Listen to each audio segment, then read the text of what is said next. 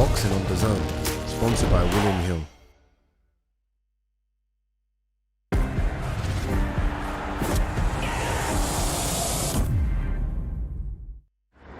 Meet Darren. Darren never used to like the motorway. Then one day, he discovered a better way. Now Darren never hogs the middle lane and always keeps at least 2 seconds from the vehicle in front, reducing congestion, collisions, and transforming his journey. Take it away, Darren. What a man, what a man, what a man, what a mighty good man. Say it again now. Little changes, change. Boxing on DAZN, sponsored by William Hill.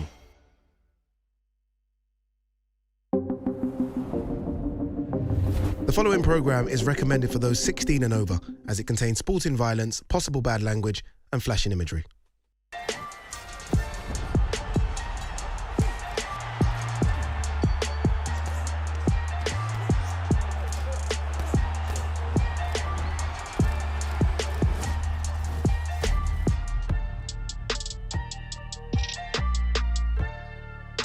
The DAZN Boxing Show is live from Riyadh, Saudi Arabia, and once again, we're in Greece in the magnificent Boulevard World. Yesterday, the fighters were introduced, and today they get put through their paces for the final time as the countdown to knockout chaos continues.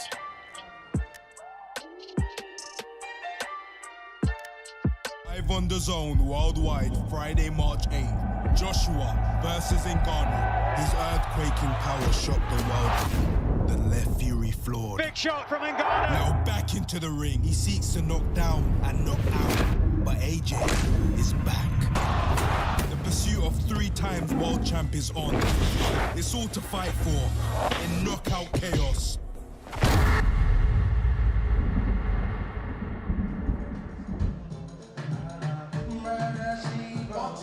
Welcome to day 2 of Fight Week. Welcome to Riyadh, Saudi Arabia. We are in Boulevard World. We're in Greece as well, and we're getting ready for the public workouts. Adi Ladipo alongside my 2 good friends, 2 former world champions, Darren Barker and Barry Jones, as we look ahead to what the fighters are going to show us tonight, which is going to be very little, trust me. So if you're expecting to see something special tonight, maybe not. That will come on Friday. But let's talk about it. Well, you guys have done this before. Do fighters enjoy this? Be honest, do they enjoy it coming out here, getting in, in the mix of fight camp, or is it part and parcel of what they've got to do? I would say usually not, but this setting is quite unique. Okay, fair. It is, so I think this might be a little bit, and especially for the time of the day, usually it's like a midday for us, and so it's difficult, in a shopping centre or something like that, so it's not as extravagant and as beautiful as this. So this might be a little bit more worth turning up for. Yeah, it is a public one as well, which is important. Just to my left over here, we can see quite a large number of public have entered, which is good. So they're obviously watching this as well, and that's good, isn't it? To see the locals coming and supporting the fighters as well. Yeah, there's been a real buzz. There's a lot of excitement around this place, and yeah, I think you use this for what it is. It's an opportunity to sort of soak up a bit of atmosphere. There's going to be eyes on you, so it can sort of help you prepare, I guess, for Friday, and yeah, just enjoy it. Enjoy it. All the hard work's done now. It's just to try and enjoy these moments as much as you can. Yeah, especially for the heavyweights who don't have to make weight. I mean, I guess for the other guys, Yeah. right? The 135 pounders, there's a few 154s on here as well. This might be quite difficult for them. But look, you can see the QR code on the screen right now. Make sure you scan that. You don't want to miss out on something special this Friday. But I can see Mr. Thomas Schreiber in the ring over my shoulder. So let's get this show on the road. Let's head back downstairs to Thomas Schreiber.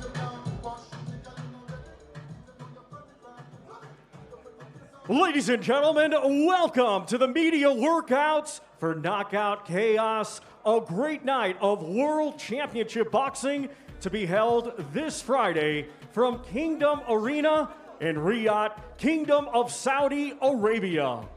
It is being brought to you by Eddie Hearn for Matchroom Boxing and Frank Warren on behalf of Queensberry Promotions in conjunction with Riyadh Season, National Event Center, the General Entertainment Authority, GIA, Gold Star Promotions, Gimmick, and Sella. We would first like to extend a big thank you to His Royal Highness King Salman bin Abdul Aziz, His Royal Highness the Crown Prince Mohammed bin Salman, and His Excellency, Chairman of the General Entertainment Authority, GIA, Turkey Al-Sheikh. Well, ladies and gentlemen, let's get things started here today. We begin with two fighters competing this Friday in a scheduled 4-round international heavyweight contest. We will first welcome into the ring, coming to us from Sternberg, Czech Republic. Let's welcome Martin Sparge.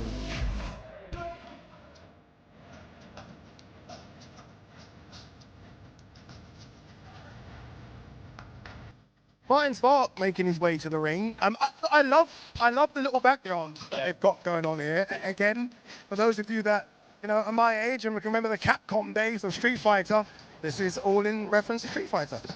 Going your age, I'm not far behind you.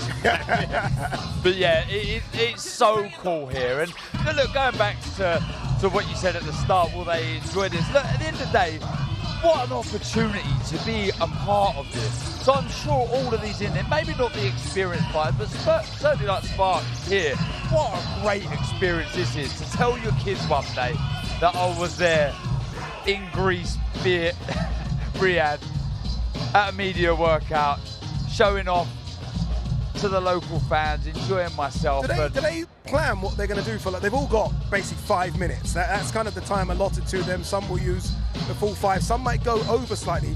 Is there like a 5-minute plan, Barry, or is it a case of just get in the ring and hit pads? Yeah, that's pretty much. You say, listen, we get in the ring, we'll do a couple of pads. We won't go too heavy on stuff. Yeah. But maybe, if you've got fast hands, we'll put a bit of speed, we'll show off a little bit.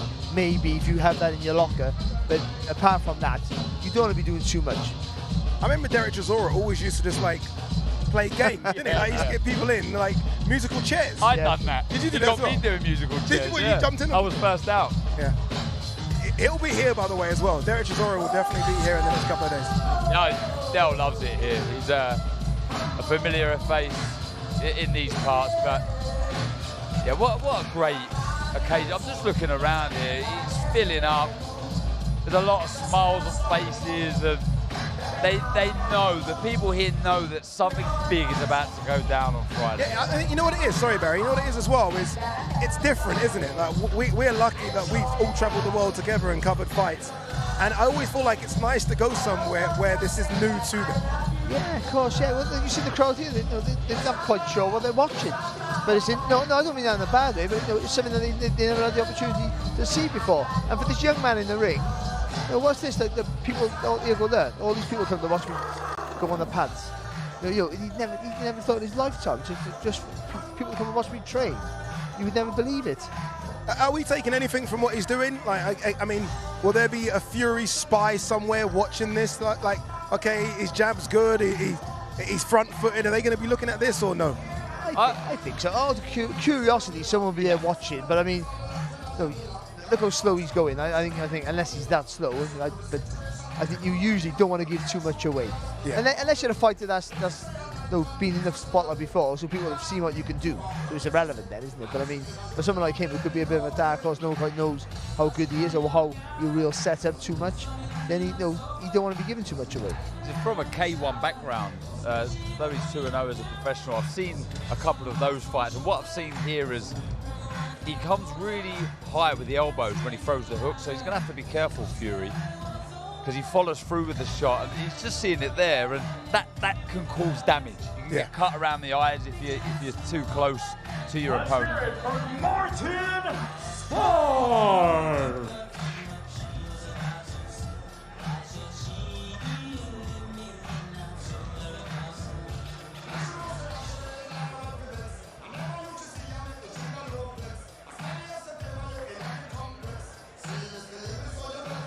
There you go. I told you, look, they get a little 5 minutes. He literally was on 5 minutes. He was like, yeah, I'm done. He was out of there, wasn't he? 4:59, it's like, okay, we're done. We've done what we needed to do. What I'm happy about is that at least he did something. We might get some fighters tonight that do very, very little. So that's a good thing at least, Barry. Yeah, it certainly is. No, and you've got to have a look at him because there's not much things to study about him. And that I'm saying about lifting the elbows up, there's things like that, little mistakes. I think they're mistakes because there's a gap to be hit. And if there is someone from the Fury camp watching, they will maybe say, When he throws that jab, the left hook, the elbow goes a bit high. Yeah, I think there is someone because Roman Fury's ready to do his little workout for us. Let's go back downstairs to Thomas Schreiber. And now let's welcome from Salford, England, Roman Fury.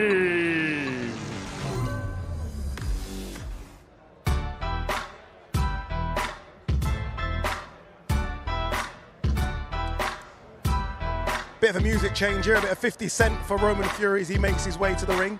Big John Fury behind him. Think Tyson will turn up. Obviously, he's in training camp. Will Tyson be here? We're not taking too much from what we're seeing here, but he does look really light on his feet. And he's not really a heavyweight, is he? He's a cruiserweight. But he always has been light on his feet, and I think that's been, he's a good boxer to watch in that regard. But I was at his last fight, and he sat down on his punches a bit. We spoke to him yesterday, and he was saying himself there, I want to look to do that a little bit more, and know when to move and know when to sit down and put some weight in my shots. And he did that in his last fight, and he looked a better fighter for it. Especially at this weight division. When you're a big guy, people will walk through you inevitably. So it's great having that fast feet, but still you have to have enough weight in your punches. If you're not a knockout artist, to earn their respect and stop them from walking through you, Darren. I think they've worked on that, and it was evident in his last performance. Yeah, definitely. And you can see him, though he's moving, he's picking the right times to plant his feet, and that's important. Sometimes it's quite easy just to stay on your toes, and that takes a lot of power out of the shots. And you're just seeing moments here as he's throwing those shots. He's just starting to plant those feet, and that will allow him to generate more power in those shots. I'm guessing, again, not to harp on the fact that I don't think he is a heavyweight. I mean, you don't have to be, a professional boxer to realise that he's undersized. Eventually he goes back down to cruiser. Oh, I mean, you have Bridgerweight as well now. Yeah, there's options. There's options, and the tough thing for these guys around that sort of weight is that it's the marquee division in boxing. It always has been and always will be, and it's coming to a stage now where some of these big dogs, the Anthony Joshua, Tyson Fury's, Usyk, are coming to the end of their careers. Well, the last couple of years perhaps, and these guys, Barry, are probably going to be thinking, look, I've got an opportunity here to be the new kid on the block. Yeah, but I think for me now, I think the size of him and the shape of him, I think cruiserweight where he belong for a little while. And also, if you can make a success of that weight, possibly, that's a weight that's a little bit of a shift, I think, at the top level. He's way away from that at the minute, of course. Let's not get carried away. He's still learning his trade, but I think, I think he's going to be a cruiserweight, and how good he'll be, who knows? He has that name, which is going to elevate him on the bills like this, give him opportunities, that maybe other people have to work harder for. But also with that, there's an added pressure that everyone's waiting to see you fail. Everyone's expecting to see a better fighter than maybe you're ready to be right now. So you sort of look at the opportunity they're given, but forget about all the weight on their shoulders also. I timed that one, 4 minutes, 10 seconds. He still owes us 50 seconds. Roman Fury!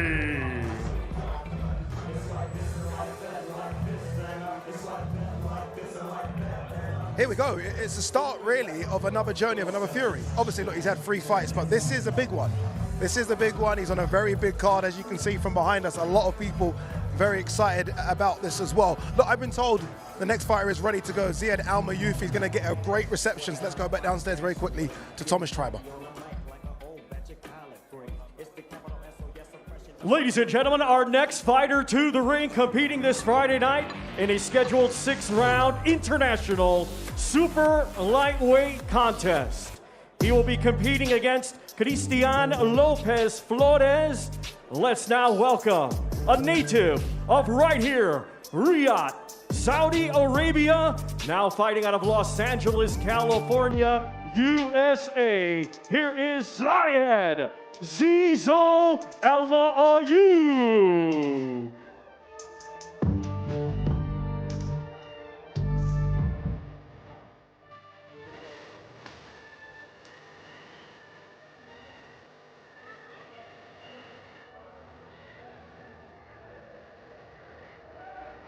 Here comes Ziad Al-Mayouf. Ziad Al-Mayouf not gloved up, not yet anyway, which suggests to me he isn't going to get gloved up and he's not going to hit any pads, so he might be doing a bit something special. Yeah, perhaps a bit of shadow boxing. But yeah, look, a work in progress. Learning on the job. He's got a good backstory, but what I really like about this man is he lives and breathes the sport. He wants to get better, he wants to succeed, and he wants to be the flag bearer for Saudi Arabian boxing, and he's got a lot of good energy. John Fury is in the building with us, just held pads for his son Roman Fury. Yeah, down the youth goes through his paces. Hello, John. How are you, my man? Good? You've done this so many times. Done this with Tyson a couple of times. Now doing it with Roman. Start of his journey now, isn't it? Can't hear you. Cannot hear me. I said you've done this with Tyson so many times, these big events. You're now doing it with Roman. It's the start of his journey now. Yeah, it's a good start to his career. He's only been boxing since lockdown. He's never had any amateur fights. He's 3 professional fights, and that's it. You know, and as you can see, he's got a bit of potential. Yep. You know, taking me time with him nice and slow, but I know what he can do. He's a good puncher. He's got a good brain. Let's just see where we go. It's all fun and games. John, realistically, how far, like you said there, doesn't have that amateur background, how far do you think he can go? Well, looking at the crop of heavyweights out there today... Sorry to jump in there. Will he stay at heavyweight? Because that was one of the questions. He's only going to get bigger. Yeah, this kid's been 20 stone in weight, so he can make the weight comfortable. We tried him at cruiserweight, no power, and he said he never felt right. Tried him at heavyweight, he gets a stoppage. So we're going to keep him there. He's not a massive heavyweight, he's 16 stone, but he can only get better. But a kid, he's game, he's willing, and he trains hard, and he listens. That's all you need at this level. Were you happy with his last performance? Because I thought that was the best I've seen him. Roman in his last performance in Brighton, of course. Yeah. Well, of course, you know, but what a role model he's got in his big brother. You know, Tommy's doing well as well. But I've always said, if you match these kids right and don't let them match and let them creep along, baby steps, you'll get good things from them. And they work hard and they get hungry for the game. You know, because they're getting in and having hard fights who've never boxed before, it can knock the plug in. You know that yourself. Yeah. So, baby steps, match him right. I know this is a good game kid he's boxes too. I know we don't know what he brings, but you know, I know what he's got. So I'm looking forward to a nice learning fight for him. John, appreciate you stopping by for us. Thank you very much, John Fury. Appreciate it, John. Thank you. Ziad Al-Mayouf, very quick, wasn't he? Very quick in his workout. No pads there, just a bit of shadow boxing. I think we're going to be very, very close to Thomas Triber bringing in his opponent, Christian Lopez. Interesting to see John here, though, very quickly. Quick word on that with Roman. Again, it's the start of another journey for him. Yeah, I mean, he just lives and breathes the sport, doesn't he? Yeah. Fury. I mean, it's in his blood, it's in his veins. He just can't get enough of it. And yeah, it's going to be an exciting time when you carry that name. Brilliant things usually happen. Certainly do. Okay, Thomas Triber is in the ring now for Ziad Al-Mayouf's opponent, Christian Lopez. Ladies and gentlemen, we continue our next 2 fighters to the ring, competing this Friday in a scheduled 8-round international heavyweight contest. First, we welcome, coming to us from Cypress, Texas, USA, here is Juan Torres. Apologies, everyone. I thought we were going to see Christian Lopez, who we haven't actually seen so far on Fight Week, the Mexican who is taking on Ziad Al-Mayouf. We are actually in seeing Juan Torres, who takes on Mr. Hergovich 2.0. He takes on the Ukrainian Andrei Novitsky. Juan Torres, obviously former MMA fighter, now I would say a part-time boxer. Yeah, at best. That's not a shame. A lot of fighters are part-time boxers, aren't they? Yeah, that's exactly the right way to label him. But do you know what? He's got potential there. When he lets his hands go, he's not a bad fighter at all. He's game, he's willing to get stuck in. But the issue with me and the defeats he's suffered is there's lots of holes, lots of gaps defensively. He gets a bit sloppy with that lead hand, he drops in, but he's exciting. He wants to fight, he wants to get stuck in, he wants to try and get the finish done before the final bell, and that's what we want to see. We want to see excitement, and he will bring it, no doubt, but he's up against it. Yeah, I was about to throw into the ring there a pair of gloves and some pads. I mean, no gloves, no pads. Again, he just want to overexert himself. And I think what Dan was saying is right, because his defense... Overexert himself? Give us a 5. Give us 5. But his defense is a little bit loose, and I do think he used an elbow just then. Did you see that? Yeah. His hands are a little bit loose, and I think, boxing a guy who's 6'6", when you're 6'1", or 2, whatever he is, it's a problem, that is, because you're going to have big, long puncher, and also he's a puncher, big, long arms coming down right at you, and you're giving him a tag and a hit, so he's got to get low, he's got to stay tight, and he's got to try to get as close to the target as quick as he can. What we are seeing, though, in this little cameo with his trainer is that he is fighting very close, isn't he? And I guess that's what he's got to do against Nowitzki. He can't stand on the outside and try and jab. He's never going to do anything.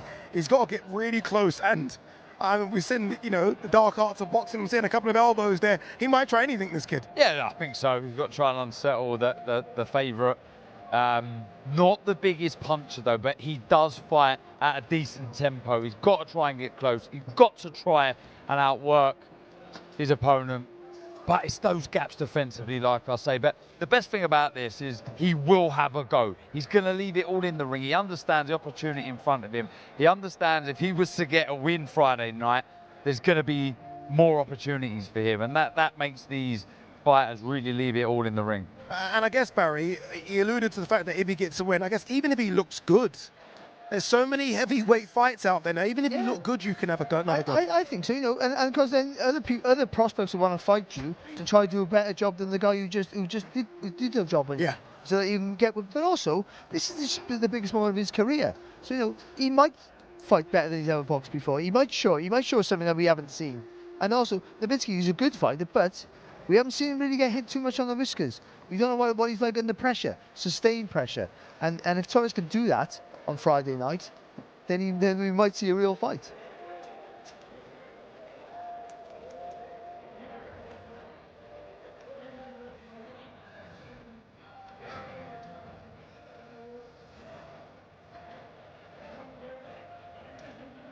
And just like that, 3 has become 4. Olivia Bazaglo is with us, part of the DAZN team this week, who's been doing a magnificent job. You would have seen her on our social media platforms.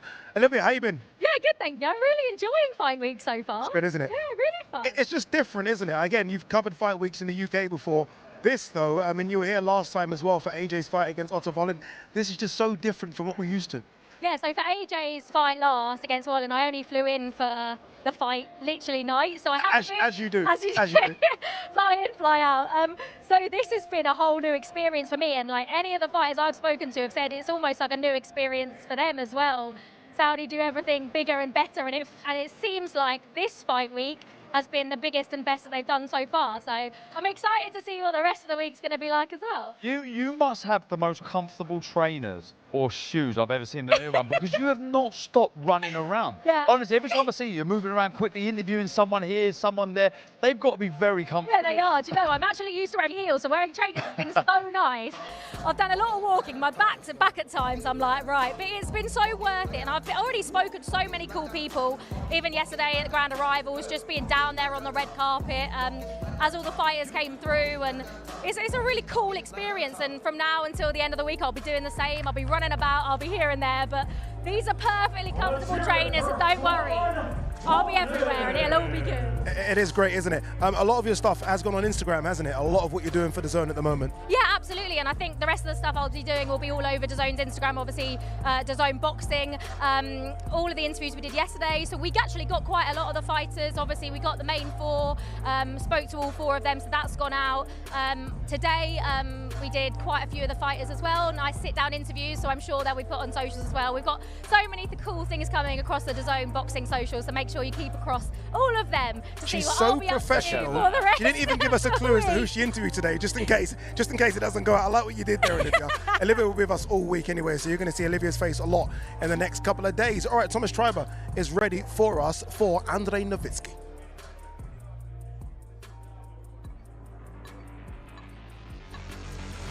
And now let's welcome a native of Ukraine, now fighting out of Los Angeles, California, USA. Let's welcome the undefeated Andrei Rampage Nowitzki.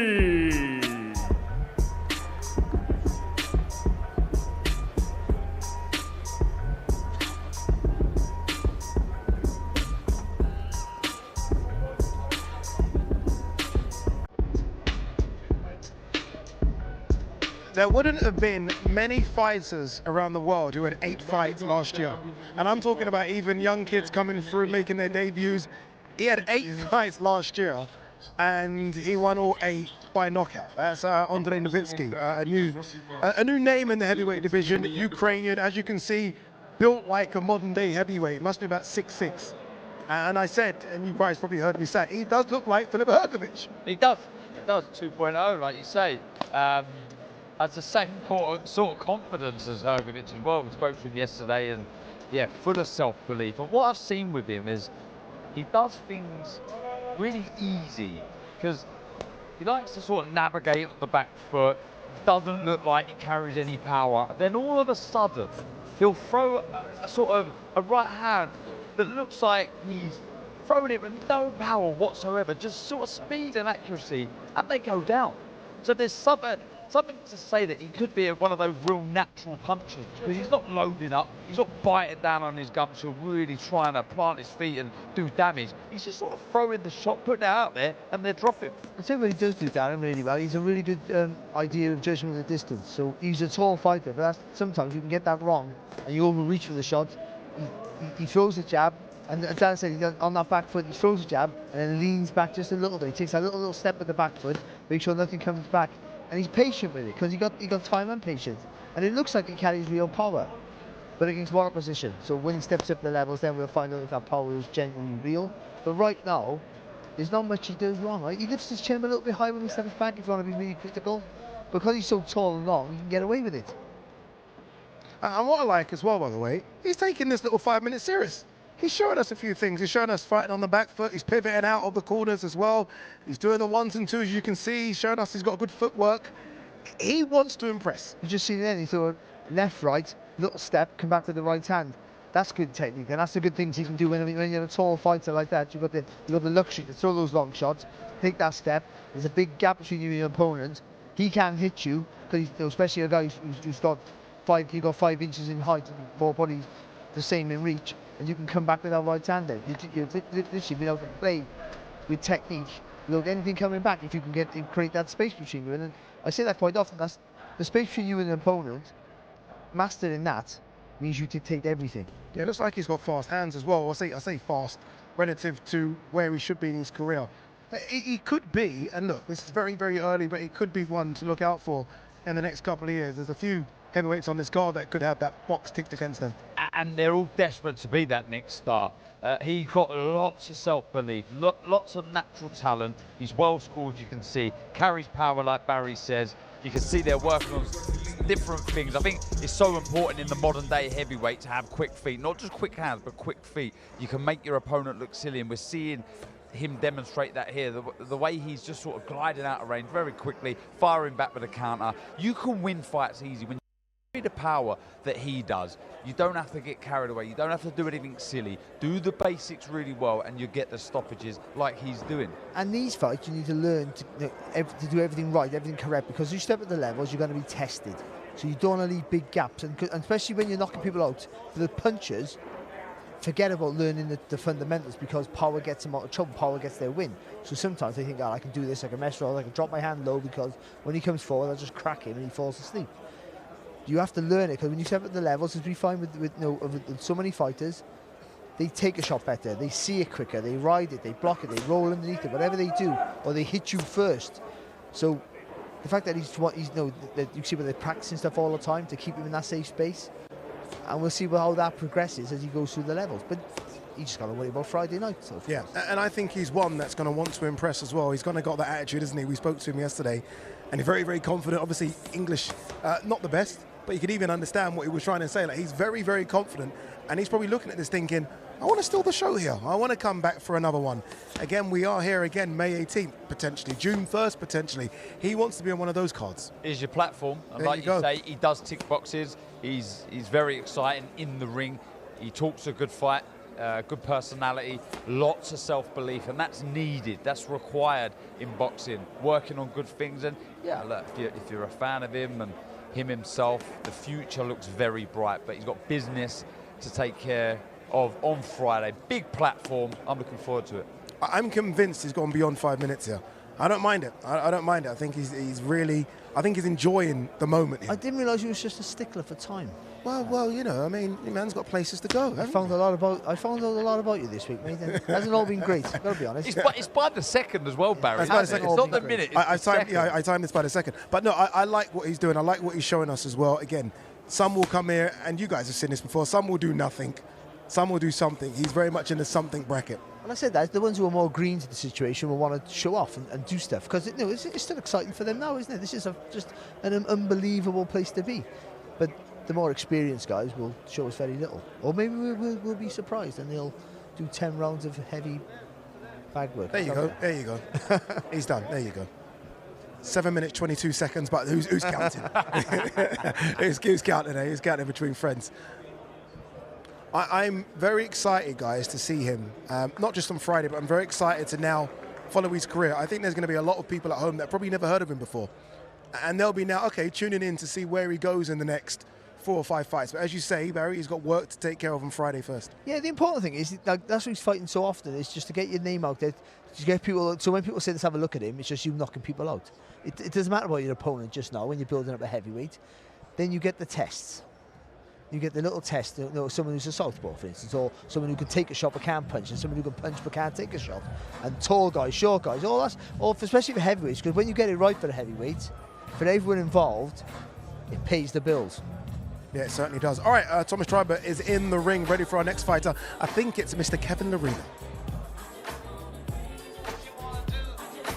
Ladies and gentlemen, our next 2 combatants to the ring, competing this Friday night in a scheduled 10-round international heavyweight contest.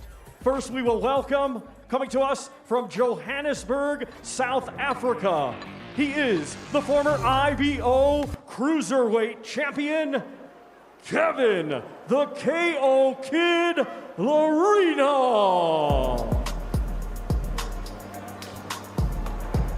Yeah, for many years he was alongside Thomas Dustaven. You guys might remember him. But Kevin Lerena was almost a flag bearer for the big boys. Obviously, they've always had good smaller fighters, South Africa, but for the heavyweights and the cruiserweights, he was the flag bearer. And I think he's come in with a bit of a chip on his shoulder as well. Like, he's been brought out here as almost sacrificial lamb, and he doesn't think he is that. No, not at all. I mean, he's on a good rebuilding path since the Dubois loss. 2 good wins. And we spoke to him yesterday, and I liked what I was hearing. Feels, nah, this is my time. I'm far superior when it comes to experience, talent, and he just feels it. Look at the size of his thighs. Yeah, big legs. And he must have played rugby as a kid. Yeah, I would have thought so. Yeah, there you go. Little air squats. That's what they're called, air squats. I was doing them this morning. There you go. He is built like a bit of a tank, though, isn't he? Yeah, he is. His legs are fantastic, Aggie. Yeah, and that helps because, if you can get it right, it generates the power from your legs. You push off your legs to get more power. But he was a fantastic cruiserweight, and moving up into cruiserweight heavyweight can sometimes be a problem. But what it gives you, it should give you, and we've seen that, say, David Hayward, a great example, the fast movement. He had power here, of course, but Lerena hasn't got the same sort of power. But you see here already on the pads, look how fast he can move the feet around the target. I want to see more of this, Barry. I've seen him against the Dubois, a little cumbersome almost, walking forward. I want to see this sort of spring. I think he's going to need to have this sort of movement. He doesn't really box, when you watch him in the past, he doesn't really box like that. He's a good boxer, he does a lot of things right, and he can move around. But he likes to really ultimately come forward behind the jab, but systematically break you down. And he's clever that way. And as a cruiserweight, he's very good at it. You know what I saw, Barry, early in his career, early, but when he transitioned from cruiser to heavyweight, I thought he just put on a bit too much size too quick. Yeah, that can be the... I look at him now, and he actually looks like he's finally put on the right amount of weight. I agree. I think that could be the issue. He looks sharp, he looks nimble, he looks very good here. I'm impressed so far. I know he's only going through the motions here, but I like the footwork, I like the hand speed. This is good stuff. I'm happy with what I'm seeing here. Lerena, I like to say, and Barry was saying he likes to be on the front foot, likes to come forward, but if he could show us a little bit more, it's going to be times here where Huni likes to stand in front of you, likes to get close, likes to get on the chest. Those feet are so important. I like what I'm seeing. Yeah, and look, I mean, the Dubois fight, Dubois, as we know, is a very, very good fighter, right? You look at his last couple of performances, and I think we can give him that tag. And I do wonder, maybe the big stage at the time, Tottenham Hotspur Stadium, 60-odd thousand, maybe that got to him as well a little bit. Of course you can. All those things can play a massive factor. Travelling away from home can be a massive thing as well, when he's doing it again here, obviously Friday night. But I mean, it's going to be interesting to know how he's going to tackle take this fight tactically because you got the Honey can box, but he likes to control. He likes to be aggressive. He likes to throw lots of punches. Is he going to want to box him? Looking here right now, it looks like he's going to want to get close and move around the target. But I'm not quite sure if that's going to be a good thing because Honey sorry, I keep calling him Honey.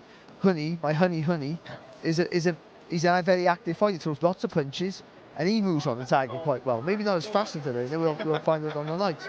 But I mean, if you go try and that physical strength, that's the worry for me for the ring. Always that physical strength, the presence. You might have put on bulk. There's no natural weight. And natural strength is different to manufactured strength, of course.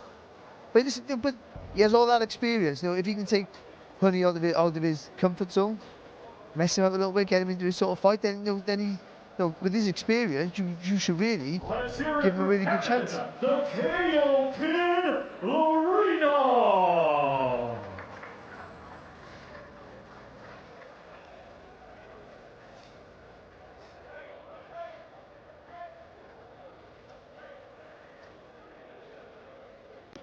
There you go, Kevin Arena, short and sweet, got it done. His trainer was actually looking at his team from the very first minute, like, okay, how long we got left here? Hit 5 there or out of there, move quickly. It's good as well because Justice Hooney is waiting to make his turn in the ring. So let's throw it back downstairs to Thomas Schreiber. And now let's welcome, coming to us from Brisbane, Queensland, Australia, the undefeated Australia heavyweight champion, Justice Hooney.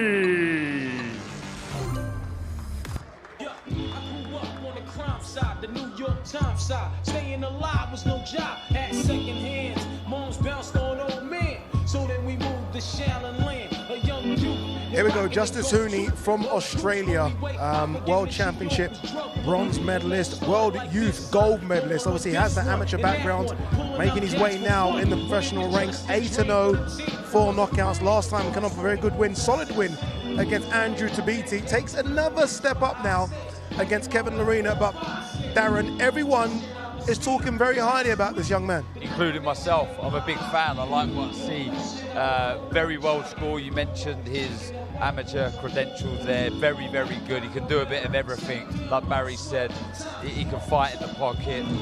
He also likes to move. You can see it there. Similar sort of tactics and workout to Lorena, who we just saw moments ago. I'm a big fan. I really am.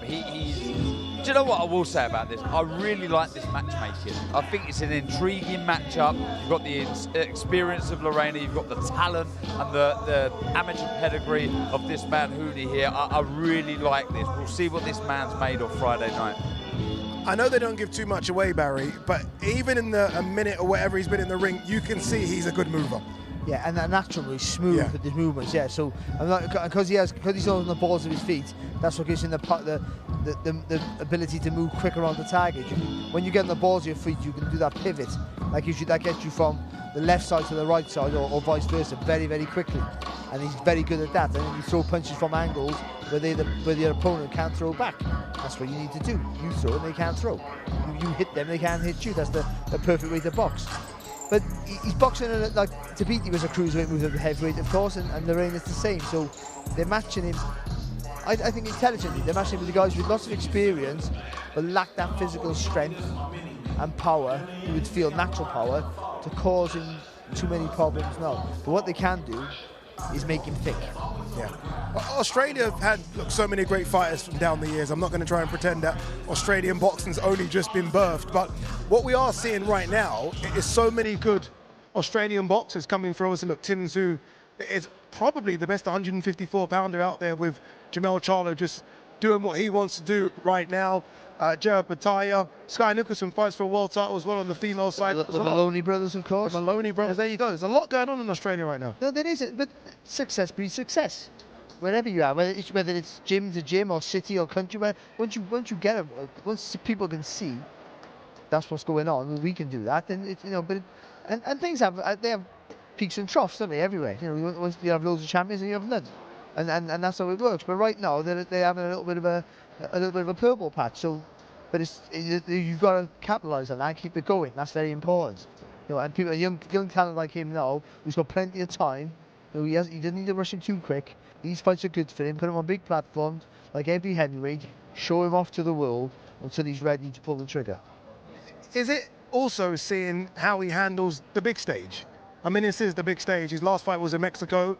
It's still a big fight, obviously, but completely different to what we're going to see on Friday night. Yeah, it is, but I think his amateur pedigree will help him in those situations. You travel to big, important competitions where you're under a lot of pressure. You're flying the flag for your country. You want to do well. You want to do your country proud. And that brings an element of pressure. This is completely different, but it will hold him in good stead.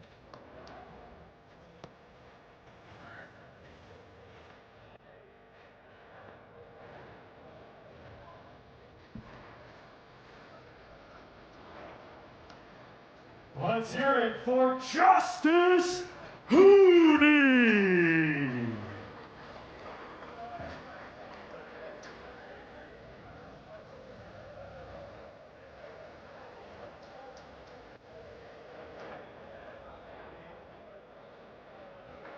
Very quickly, Darren, on this one, you mentioned matchmaking. This is fantastic matchmaking, isn't it? Again, the experience of Kevin Lerena against the, I guess, the youthful exuberance and the youthful talent of a Justice Hooney.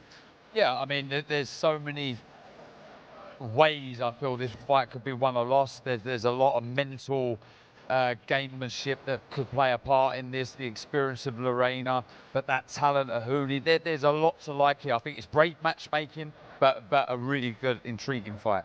All right, Thomas Treiber is in the ring. It's an all-British affair next. Let's throw it back down to our MC, Mr. Thomas Treiber. Our next two combatants to the ring competing this Friday night in a scheduled 10-round contest. It will be a eliminator for the WBC Silver Super Welterweight Championship. First, we will welcome to the ring, coming to us from Kent, England. Here is Louis, the Medway Mauler Green.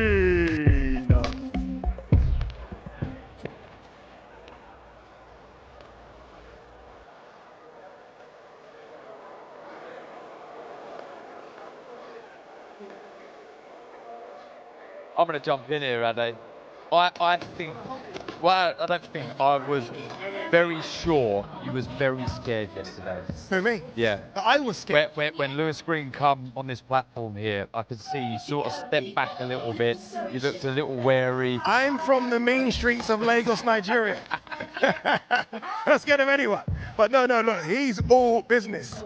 All business, this man. Comes in, and look, I like that. Not every fighter's going to come in, smiles and, you know, handshakes. Some fighters know exactly what they're here to do, as does this man with a lovely beard as well. Can we get this on camera? Look at this beard. Mr. Steve Bunce is with us now. Steve, how are you, my man? Yeah, good. How are you, man? Not bad, not bad. Not bad. How are you, boys? You all right? Is this for the future? What's going on here? Is it You know what? I didn't have a shave, then I had a beard, and I'm loving it, to be perfectly honest with you. Steve, you've been out here for all of these events, all these big ones in Riyadh. What do you make of this one? What I like about this one, it feels more like, it's a really odd thing, it feels more like a show, a proper show, like a boxing show, whereas some of the other stuff we've been at, not necessarily been grander, but it's felt like an enormous, ridiculous event. The badness, the day of reckoning. It was all seemed so much bigger and grander. I think the fights on this one can hold their own with anything. Nick Ball, Vargas, and the main event is great. It's Big Zhang against Parker, all good. But those all felt like massive kind of, I don't know, events, maybe not the right word, but like they were like happenings. This just feels like a really good show. It just happens to be outdoor in Greek world, in Riyadh, with dinosaurs over our shoulder. Apart from that, it's all normal. Talk to me about the main event, Steve. You've been involved in boxing a long time. Does Francis Ngannou have a chance? A real chance? Well, going into the Tyson Fury fight, I believed he had no chance. I knew he was brave, I knew what he'd achieved in kickboxing, I knew what he'd achieved in MMA, but I did not give him a chance against Fury. Bravery and heart for 5 or 6 rounds, then I imagined Huey Cooper and Mike Tyson pulling his head onto their shoulders after 7 rounds, waving. Oh, I wrote the whole ending. I was so convinced that was how it ended. And Barry Jones said, yeah, you're right there, Steve, that's just the Barry end. Everyone I spoke to agreed with me. Then on the night, after 10 seconds, not being an after time, where I thought, he's in this fight. He was just doing the basics. So fast forward to now, does he have a chance? Well, that Francis Ngannou didn't give anything away, went in straight lines immediately, good jab, solid jab, didn't leave any gaps, didn't waste any punches, never panicked, never threw a second shot if he missed with a first shot. That heavyweight's got a chance against anyone.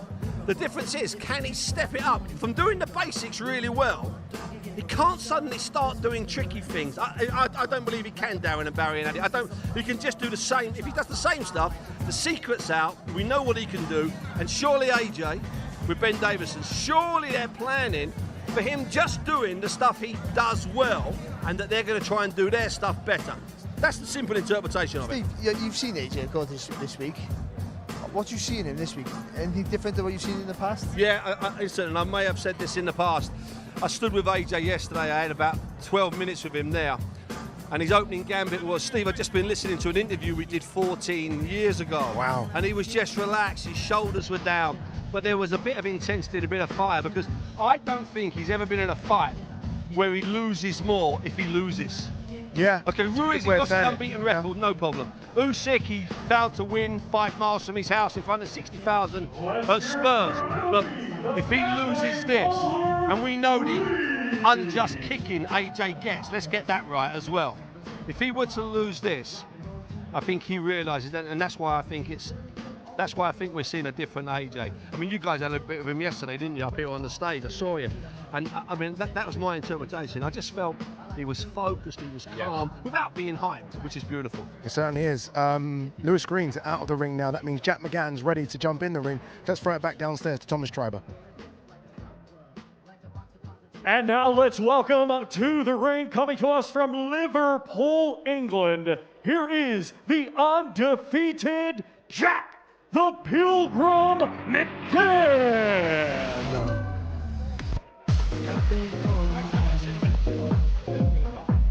She said no lights, but she sees the vision wrong. Here comes Jack McGann, who last time out, remember, fought on the undercard of Ngannou Fury and fought Roberto Duran's son and stopped him in the second round. Obviously, no respect whatsoever. Roberto Duran, ringside, done it in front of him. Obviously, a tougher task for him this Friday against Louis Green. This is a great fight. This is a fight where I can tell you exactly what's going to happen. Both men are going to meet in the center of the ring. It's going to be mano mano, this one. Yeah. I probably would say the same thing, though. McGann, at times, is quite happy just to sort of navigate on the back foot and move a little bit. He did against Duran. Duran was very aggressive, and he walked onto a beautiful shot. It was well timed, and he looks like he's improving. The hand speed is picking up, but the power's always been there. The know-how is starting to improve. The ring generalship takes a long time to understand how to navigate and how to manage rounds, and you're starting to slowly see that. Lewis Green, who we just caught glimpses of a moment ago, so aggressive, can be hurt, does look fragile now and again if caught with a big shot, but that could happen to anyone. But one thing's for sure, he brings the fight to his opponent. This is a massive, massive step up, isn't it, for him, Barry? It's huge. I think it really is. I don't think people realise, because could we seen him here in Saudi the last time out in a really impressive victory against one of the best names in boxing history. He's the underdog. He has a lack of experience. Louis Green's been a Commonwealth champion. He's only. We talked about his losses the other day. His losses were against really good fighters. Fighters who are either on fringe world level right now, or champions in their own right. So he's going to be 100 miles an hour in your face, but not without any intelligence. Louis Green, he will try and jab his way in, but ultimately he does to close that gap quick and get in close because he's physically strong. So Jack McGann, I think Jack McGann doesn't meet him anymore. I think he should be using his jab, taking that little step back, forcing Green to overreach. Because Green sometimes lifts his elbows up a bit wide, and there is a body shot there to be hitting with. So if McGann has a fantastic left hook, as you've seen this time, so if you can take a little step back, throw the jab, take a little step back, make Green fall a bit short with his counter attack, then you get the body shot into play. But it's going to be, this is the most difficult fight by far. It's a real step up, it's a real leap of faith for Jack McGann. Does it mean anything, the fact that he has fought here before and Louis Green hasn't? I mean, can you take anything from that? If you're Jack McGann and you're looking for positives, is that one positive? Yeah, familiar surroundings can help. You know, I used to like boxing in the York Court. I boxed there a lot, and I knew sort of go in the same dressing room. You just feel at home, and that he may feel like that. I think that the big thing tactically, and I feel, is he won't have to go looking for Lewis Green, and I think that's good for him. I think, like I say, the hand speed is starting to improve, but it's a really, really good fight. Right, Jack McGann is done and wrapped. For Jack the Pilgrim McGann.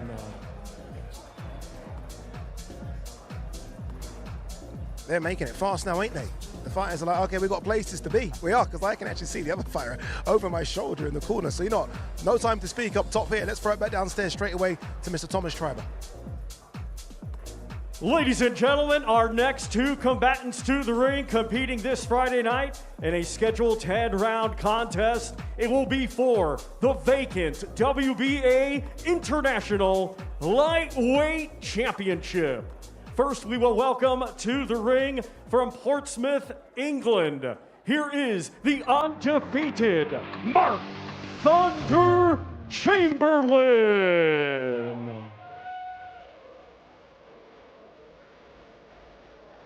Battle of the lightweights here, and I'm happy about the inclusion, by the way, of a title, because I wasn't quite sure if they were going to do a title, because both of these guys are title holders. The British title could be up for grabs here, the European title could be up for grabs, but you heard it there, the WBA International Lightweight strap will be up for grabs. Mark Chamberlain makes his way to the ring, unbeaten, 14-0, 10 knockouts, so we know he can crack a little bit as well, and he's going to need that power come Friday night, Barry. Yeah, no, he certainly is. He's going to need, because what you do is try and stop the forward momentum of Gavin Green, which is very, very difficult. So you either hurt him early. What Chamberlain has shown, though, is that he carries that power quite late as well. It's not just a guy who if he can get you out there early, struggles for pace. But then he hasn't also been able to fight like Gavin Green, who just put that pressure on you non-stop every minute of that round, every second of that round. And also, it's probably one of the first times that Chamberlain's not the tallest fighter in the ring. By the way, he's tall enough. He's massive. He's massive for his weight. But Gavin Green is just uncontrollably huge for the lightweight. So he's gonna have to struggle with that. But also for Chamberlain's favour, Green doesn't punch long, and that's gonna help. That's gonna help Chamberlain. The Chamberlain will be able to get those. Seeing that long right hand, which is his money punch, he might be able to get that into play quite often. Correct me if I'm wrong, Barry. I'll ask who you favour in this one. I can tell, Barry, that you maybe favour Gavin Gwynn in this one. No. I mean, I picked Chamberlain to get the win, ironically. But you should favour Gwynn. Gwynn should be the favourite because everything goes in his favour, of course. Those are Mark Chamberlain's last 5 fights, and I think one thing that stands out from all of that is TKO, KO in his last 3. And again, the punch making Jeff and Fordy quit. That's not easy. That's a real feat. Let's not forget that. I see this being a fight that cannot disappoint. When I look at them stylistically, I think it's going to gel straight away. There's so much on the line here where the winner sort of stays on. Yeah. I think Chamberlain will look a win. I think it didn't look great last time. There's an opportunity here to get a very big win, really make a statement in this division and push on. I think for Gwynn, on the flip side, didn't look great last time. He's got the bit between his teeth. He wants to look good. He wants to show that was an off fight, albeit he got the win. I just feel that the best thing about this is I can guarantee you this will not... Careful. No. Don't do this. Don't do it. I'm saying it. This fight will not disappoint. It won't disappoint, I promise you. No, it's going to be a very, very good contest. And I guess you mentioned the fact that the winner goes on. I mean, Mark Chamberlain was with us yesterday, didn't he? And he spoke about the fact that, I mean, they were close to Maxi Hughes to make that fight. So he knows where he is with a win, what potentially is out there for him next. Well, this fight in his own camp, of course. You know, there's Sam Noakes. So that's a fantastic puncher versus puncher. And what a domestic and an easy fight to make. Let's be honest. They're within the same people. So there's loads of fights out there for it. I think the world level, I probably got lightweight. The world level is very, very difficult. Yeah. So stepping in too quick, too soon, might be a bit of a mistake. But all it takes is another 6 months, and cut the fighters drop off. That's, boxing can change. The climate of boxing can change very, very quickly in the weight division. So just stay at this level. If you can get the win against Chris, it's fantastic. It's European level, it's amazing. If you can just stay at this level for a little while, get that domestic cash against Sam Noakes. If you can beat him, if you can, a big if, then you start thinking about world honors. Then you start getting former world champions in, who are still good, but not as good as they were. I think, and that tests the waters before you get to the elite. Let's hear it for Mark Thunder Chamberlain.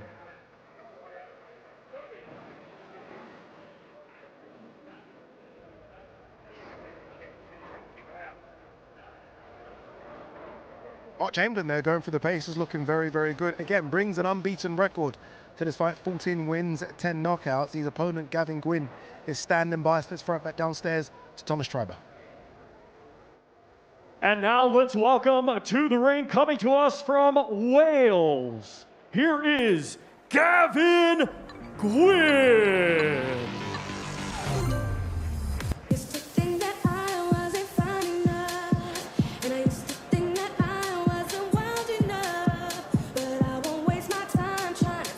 I wouldn't have had Gavin Gwynn for this type of music choice. I don't know what I expected. I think I expected a bit of DMX or something. But clearly this is the choice of music. This is what they get the chance to pick the music. And DJ Majestic is spinning the tracks for them as he makes his way into ring. A great opportunity for Gavin Gwynn here to not just impress, but again, climb those ranks of the lightweights, I guess, in the world now, as a European champion in the world. Of course, and the thing about Gavin Gwynn, he's been the B-side even though he's winning titles. He's had to do the real old-fashioned hard way. Go to the other fighters' backyard, other fighters' promoters on promotions to try and get the wins. And sometimes he come up short. Obviously, the Tennyson fight was a really hard fight for him. Of course, the Cordina fight, he really pushed Joe Cordina. Let's not forget that. Joe was a clear winner in the end, but he made Joe work for every second in that fight. So he's a really hard man to beat. He really is, and he deserves everything he gets. And if he gets a win on Friday night, even though he might be favourite, if he gets a win on Friday night, then someone needs to back him properly. Yeah. Give him the opportunity. That last fight has got an asterisk next to it, obviously because of the injury to Emiliano. Obviously, look, they had to pull him out. When we spoke to Gavin, he said, look, he felt the tide was turning. Yeah. So that might be a fight that they need to revisit sometime down the line, just to kind of get that asterisk away from that win. I don't think they will. I don't think so. Emiliano, he was crafty. He was in that who needs him gang. I think he was about 40, and he knew how to fight. He knew how to manage rounds. But I do feel this man's tactics and game plan came into play. He was really tiring, the Italian, and he got the stoppage, albeit an injury. Look, he's done so well domestically, won the lot. I think if he was to get a win here Friday night, I think personally Gavin will be looking for a big money fight. He'll be looking for like a kind of a gatekeeper, or if he was able to, some sort of eliminator, a big name. I think he now has done so well. Almost he's in that Cinderella man almost kind of fighter, if you like, and I think he'll be looking for some big massive fights on kind of a world stage, if you like, if he can. And that's what you should be looking at, isn't it? Yeah, I think so. But someone like him, who's not a huge ticket seller, unfortunately, and he's not that marketable fighter that the promoters really look for, then he has to force his way to the top of the rankings. He has to beat people. He has to demand fights, take fights at short notice. And unfortunately, that's how a lot of people have to do it. And so, but he's willing to do that. This is not new to Gavin Gwynn. He knows he hasn't got the backing. He knows when he signed with one promoter, they're signing him, so their fighters can beat him, take the titles off him, and beat him. But he doesn't care. He just wants the opportunity to get the wins. And listen, when he's fighting on all cylinders, he's a very hard man to beat.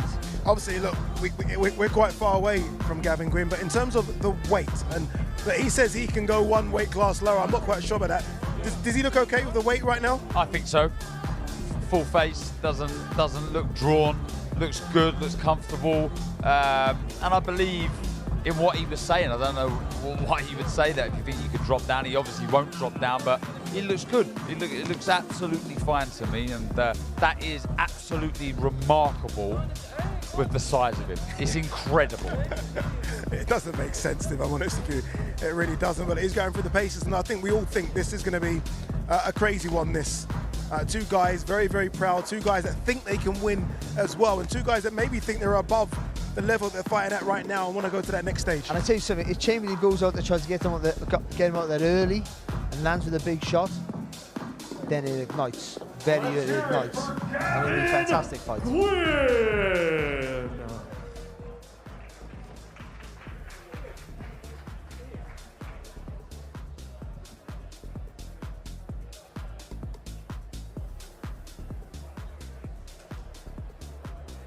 Gavin Gwynn, Mark Chamberlain, again, WBA international belt up for grabs, which again puts them in the WBA rankings. And as Darren said, in terms of wanting that big fight, right, that Cinderella story for Gavin Gwynn, you win on Friday, the opportunity could be there. All right, let's throw it back downstairs to Thomas Schreiber. I think this is the WBC featherweight champions about to make their way to the ring.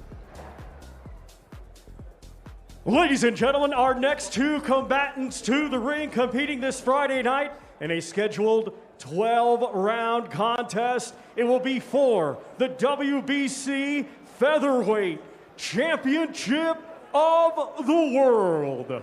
We will first welcome the challenger coming to us from Liverpool, England. Here is the undefeated Nick the Wrecking Bull.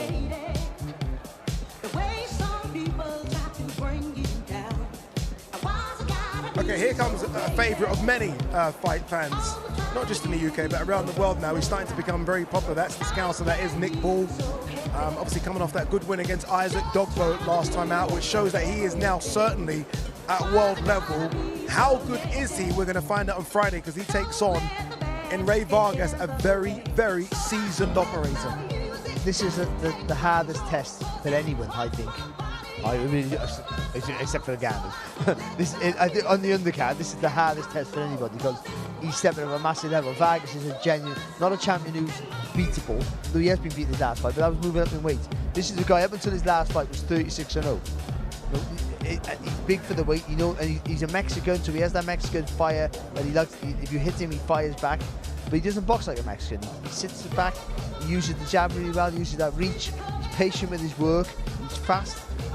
He's used to boxing guys who are smaller than him and keeping them in their place. So for Nick Bull, there's lots of things there he hasn't experienced before. He's gonna experience on Friday night. But you've got to take that leap at some point. Yeah. And what Nick Bull's done against Isaac Dogbo, he proved that he can box at world level. Proved that he's not shy. He doesn't cower away. Didn't freeze. All those things that you needed to question, he answered those questions. Hey, look how comfortable he is. Hands in shorts. Like, am I done? Do I think I'm done? It's that win there right at the bottom that I think everyone maybe started really taking notice, and that was Isaac Lowe, wasn't it? Yeah, and Isaac Lowe was a really good fight build up to that. Nick the Wrecking Bull. How comfortable he is. It's like, all right, I'm done. I can go now. Hey, you can go, Nick. You're okay. Obviously, massive opportunity for him. On Friday, he takes on Ray Vargas for the WBC featherweight strap. And there's a lot of talk, isn't there, at the moment, that if he comes through this one, obviously Raymond Ford, fantastic win last week for him. Could we get Nick Bull versus Raymond Ford as part of Queensbury versus Matchroom? That's just such a mouth-watering fight. Because that's not boxer against puncher anymore. That's puncher against puncher, all of a sudden. Yeah, that's Wrecking Machine versus Wrecking Bull. There you go, like the way I just did that, didn't you? All right, let's throw it back downstairs. Anyway, I think Thomas Schreiber is ready to get Ray Vargas in the ring. Let's do that. And now we welcome the defending world champion coming to us from Otumba, Mexico. He is the former WBC Super Bantamweight World Champion, and this Friday night, the reigning and defending WBC Featherweight Champion of the World. Here is Ray Vargas.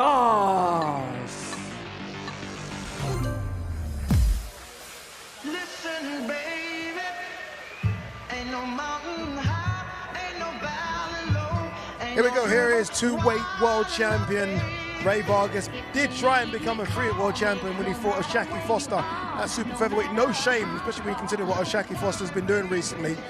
Failed at that, but is still the reigning WBC featherweight champion.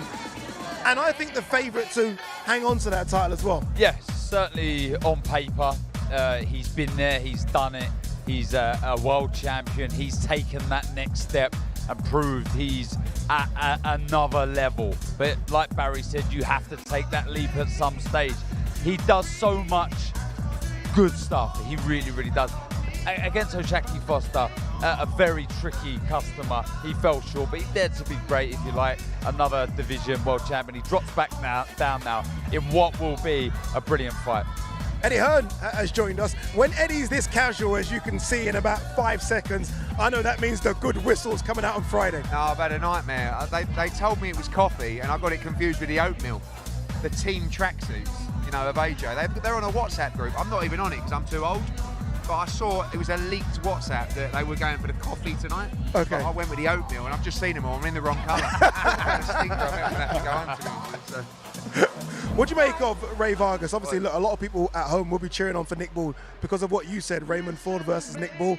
But that's a legit world champion in the ring. Fight. I actually made this fight with George Warren, and because I know Louis de Cubas, who manages him.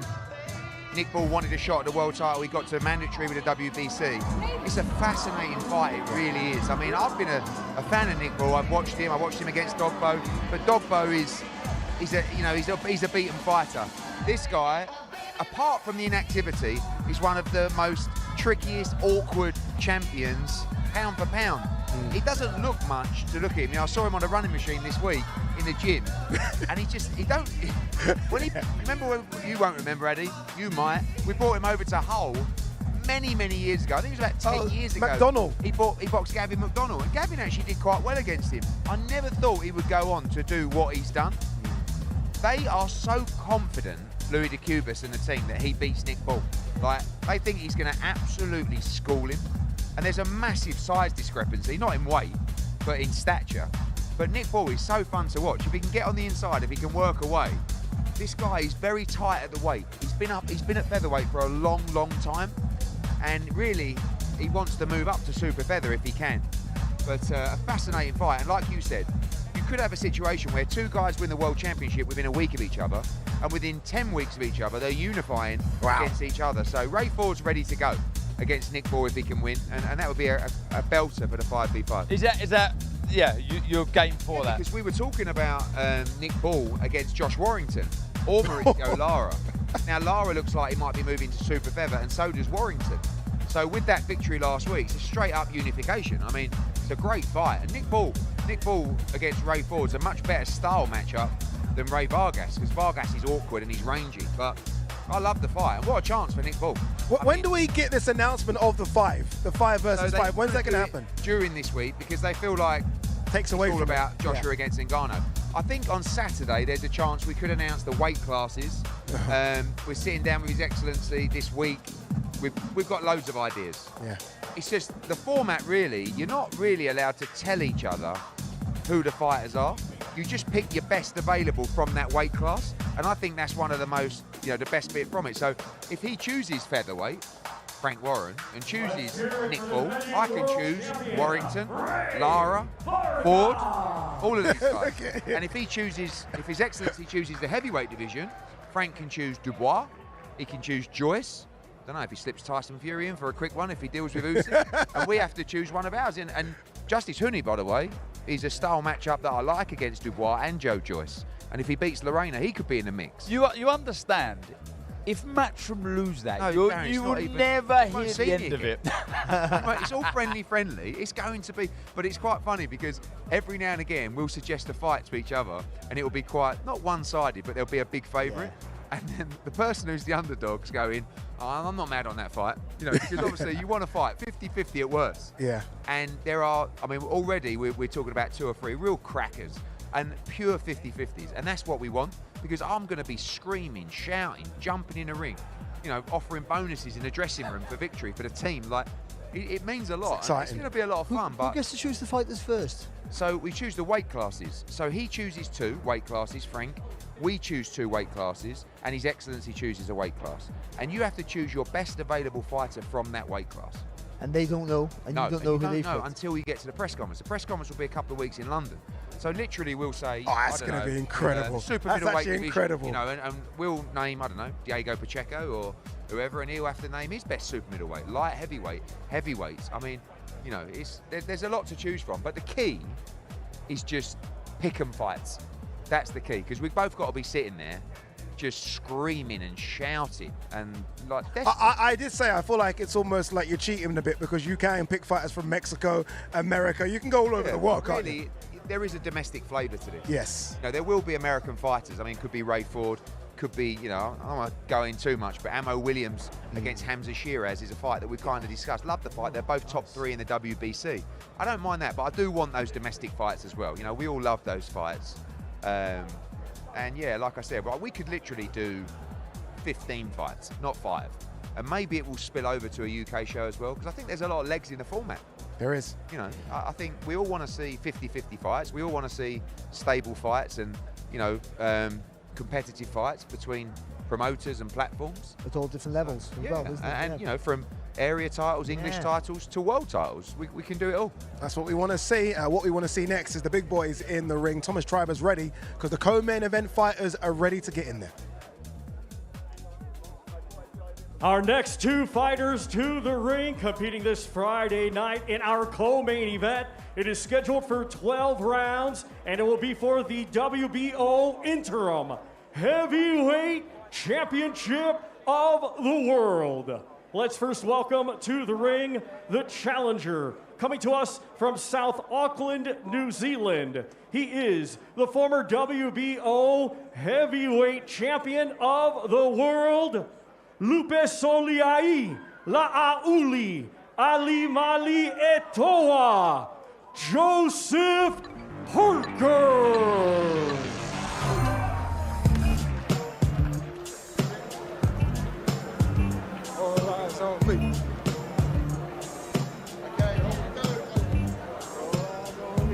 You won't get a bigger Tupac fan than yours truly. Obviously, he's walking out a bit of Tupac here now, so automatically I'm already a massive fan of Joseph Parker. I am, that's it, sold. Joseph Parker for the win. This is a fascinating matchup between, as I said at the top of the show, 2 guys that have had incredible 2023. He's got a lot of support here as well from the locals. Obviously, he has fought here. He's got that now. Once you beat a Deontay Wilder, they gravitate to you, don't they? This is a real 50-50. It's such a good fight. It really is. And it's a fight where the winner pushes on to a very, very good position to be fighting for a world title soon. This man's form is incredible, as is his opponent, but I think beating the Danger Man, Wilder, in the fashion that he did, backing up everything that him and his coach there, Andy Lee, said was so impressive, and it just shows so much self-belief, so much proof in your ability that you can do what you say you're going to do. And for me, it was just an incredible display. Took the fight away from Wilder, and yeah, everybody was, I would almost say, in shock at how well he fought that night. I think he showed an adaptability that I wasn't sure that he had in the Wilder fight, you know, because he's known as being a boxer. He's been a bit flat-footed at times as well, and having to slug it out. But I think he showed the quickness of his feet, which he had, but in a different style. You know, the charge forward, of course, and move. But you look at there, you know, so the Joe Joyce defeat, which is, he boxed quite well, but he was getting beat, and then when he got hurt with a shot, and he was exhausted. The Jack Massey fight, I thought that was the end of it, because even though he beat Massey, Massey's a cruiserweight, and he didn't look great. He struggled. He won the fight, but I mean, he really struggled. And then he went away, worked away, and then we go to Simon Keane, an undefeated fella, but he got the job done, like he would have. But he went in against an underdog against Wilder, because he thought he could outbox Wilder, because everyone can outbox Wilder until he hits you. But he didn't, and people say Wilder also is gun shy, and that might be the case, but he didn't allow Wilder to throw punches. He smothered his face, and he had to be brave to do those tackles, because you've got to go into the fire. If you walk onto a shot against Wilder, you're sleeping. And what we know about Parker, he takes a good shot, and what we also know about Parker is he's tough. He gets up, and he continues to fight. He's a hard man to keep going. I'm so happy you said that you thought he was done after the Jack Massey fight. So did I. At this level anyway, obviously, look, we've seen so many heavyweights continue at lower levels, but at the top level, after the Joe Joyce defeat, I thought he took a lot of shots in that, and I thought against Jack Massey, it's kind of that was that. To see him where he is now, I mean, it's testament to the guy in the ring with him. Andy Lee, we all know personally, obviously great former fighter, and now proving him that he's a great trainer as well. Yeah, he knows the game inside out. He studies the game. He's almost a historian. He spends so much time studying opponents' old fights, always looking to take on new knowledge. A great man. He really is. He was a tremendous fighter himself. And just going back to the record there, look, I wasn't getting carried away with it because though he was unbeaten Simon Keane, he was very muscle bound and not at the level he's fighting at now, facing Zhang. But there was something in that fight where I thought, wow, he looked sharp, not just with his hands, with his feet. The defense was really good. And like I said, I wasn't getting carried away, but I started seeing something. Was it like an AJ Otto-Volin moment? Like the kind of what you saw with AJ Otto-Volin, like, okay, it's finally clicked. Yeah, but look, with Wallin, he was more proven and he was more of a dangerous opponent than King. But regardless, you can only beat who's in front of you. It's how you beat your opponent. And for me, there was so much to like in that. You know, total disregard for Simon Keane. He just knew he was levels above. But it was the hand speed, the variation, the spike, punching through the target. His defense was on point, and he took that confidence, that momentum from that fight. It's such a dangerous fight for Wilder, and again delivered. So confidence, form is very good, but so is his opponent Zhang's. And let's not forget, Zhang's a southpaw as well. So some of the pack loves to go beyond the jab, or close the distance quickly against Wilder's. Not going to work as well against a southpaw because you're walking into that lead hand, and that lead right hook of Zhang is very fast, very accurate. He turns it over. It doesn't need to travel far, but he's a big heavy one, and he turns his body into it. Because people forget about Zhang, Olympic silver medalist. So he might have won another medal if he came against Anthony Joshua in London. Let's not forget that.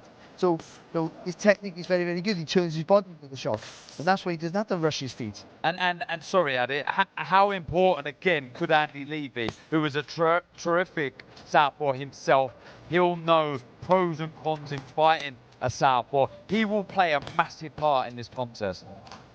Yeah, Andy Lee, obviously, look, again, as we spoke, fantastic trainer. They might have sparred a couple of rounds. Nothing serious, but again, Andy Lee, as you mentioned, southpaw, tricky, knows what to do. It'd be very interesting to see the sparring that Joseph Parker's actually had for this fight. I'd say not many big southpaws. No, there's not without essence of danger. Put it that way. The feet are the most important thing for Parker in this fight. It's all about how he moves his feet in and out. You've got to be in and out with his feet. He can't stay there too long. If he does stay there too long, he's got to get that left foot on the outside. So Zhang's got to turn his body to let that left to his left hand go, which will be his backhand, of course. And you've got to be rolling underneath that lead right hook. That's the real danger for Zhang. So you've got to try and keep him turning. You haven't got to be dancing away because the other walks you down, and then you waste a lot of energy.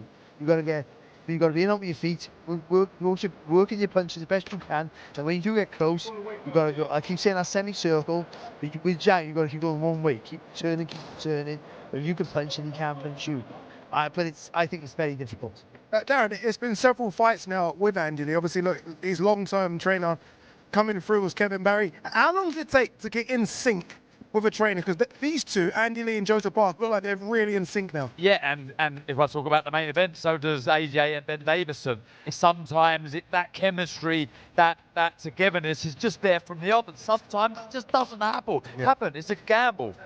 Let's hear it for the former world champion, Joseph Parker.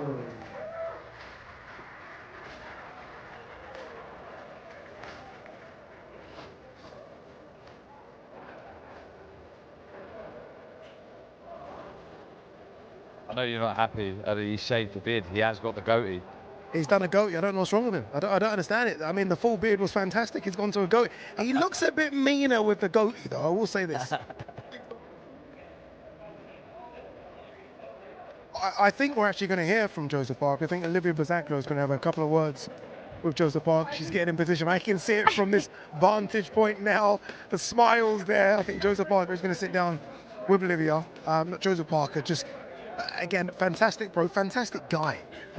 Yeah, that helps. It warms you to a fight. It's very difficult to not want him to win in any fight because he's that sort of guy. He's affable. You know, you spend some time with him, you just think, why are you a boxer? You could be so many other great things. And he can't. He's just a nice guy, but he just seems like a guy who could just do lots of other stuff. But he's good at it. That's what he is. He's very good at it. And that nice demeanour he has, he's one tough guy. All right, I think he is ready, so let's throw it downstairs to Olivia Bazaklos with former world champion Joseph Parker. Thank you so much, Addy. I think, Joseph, you're going to be sick of me because I feel like I've spoken to you so much since I've been here and since you've been here. How was that? It was good. It's nice to come out and just get a shakeout, and just be amongst people who are going to be there to support and watch the fights, and see all the media. It's good. It's good. It's nice. It's nice to be a part of. Like when you do these things, you know you're getting closer to the fight. Yeah, absolutely. You said in camp, every camp you do, you get better, you feel fitter. Is this one of the best you've ever felt coming into a fight? I feel great. I've done the work. I feel like I got good energy, and I'm saving it all for fight night. But every camp I've been in, it gets better and better. I'm learning, progressing, and I'm a happy fighter. I was going to say, you have a smile on your face. You rocked up in Eddie Hearn's words saying you look like James Bond yesterday. You're playing up to the cameras. You're loving it here, aren't you? Listen, like I said, I love the journey, and I love the process, and I love everything to do with boxing. Fight night, press conference, weigh-in, everything. Love the workout, and it's soothed. You know, it's not going to be here forever, so time to enjoy it and make the most of it. Absolutely. And just finally, are you going to stay and watch Zhilei Zhang? Yeah. I'm going to stay and watch Zhang and see what he's going to do in the ring. And it's always nice to see your opponent up front and see what they do. Absolutely. Thank you so much, Joseph. Thank you very much. There you go. Look, here's a little stare to the camera as well, Mr. Joseph Parker. Look, so many big fights coming your way on Friday. But it's not just Friday. We've got so many big fights coming your way in the next few months on DAZN.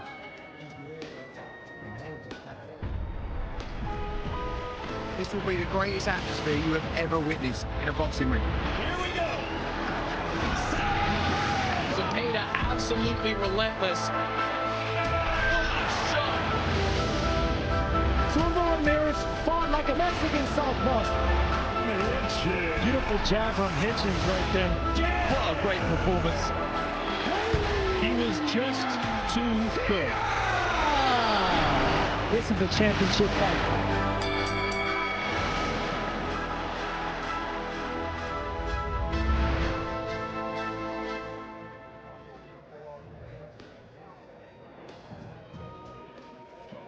Some big fights there, eh? Can't say you're not being entertained right here on DAZN. Thomas Triber's ready to get in. The man I think is a big problem for all the heavyweights, and that man is Big Bang Zhilei Zhang. So let's throw it back downstairs to Thomas Triber. Let's now welcome to the ring the defending champion, a native of China. Now fighting out of Bloomfield, New Jersey, USA. He was a 2008 Olympic silver medalist, and this Friday night, the reigning and defending WBO interim heavyweight champion of the world, Zhilei Big Bang Zhang. Hide, nothing to fear. He's going in there for the best fights and the biggest fights. Tactically, this is obviously going to be a bit different to the Wilder fight. Is this about being a bit more cute, a bit more selective with the shots as opposed to being that dominant on the front foot? Yeah, it'll be very hard to be on the front, I think, with Zhang.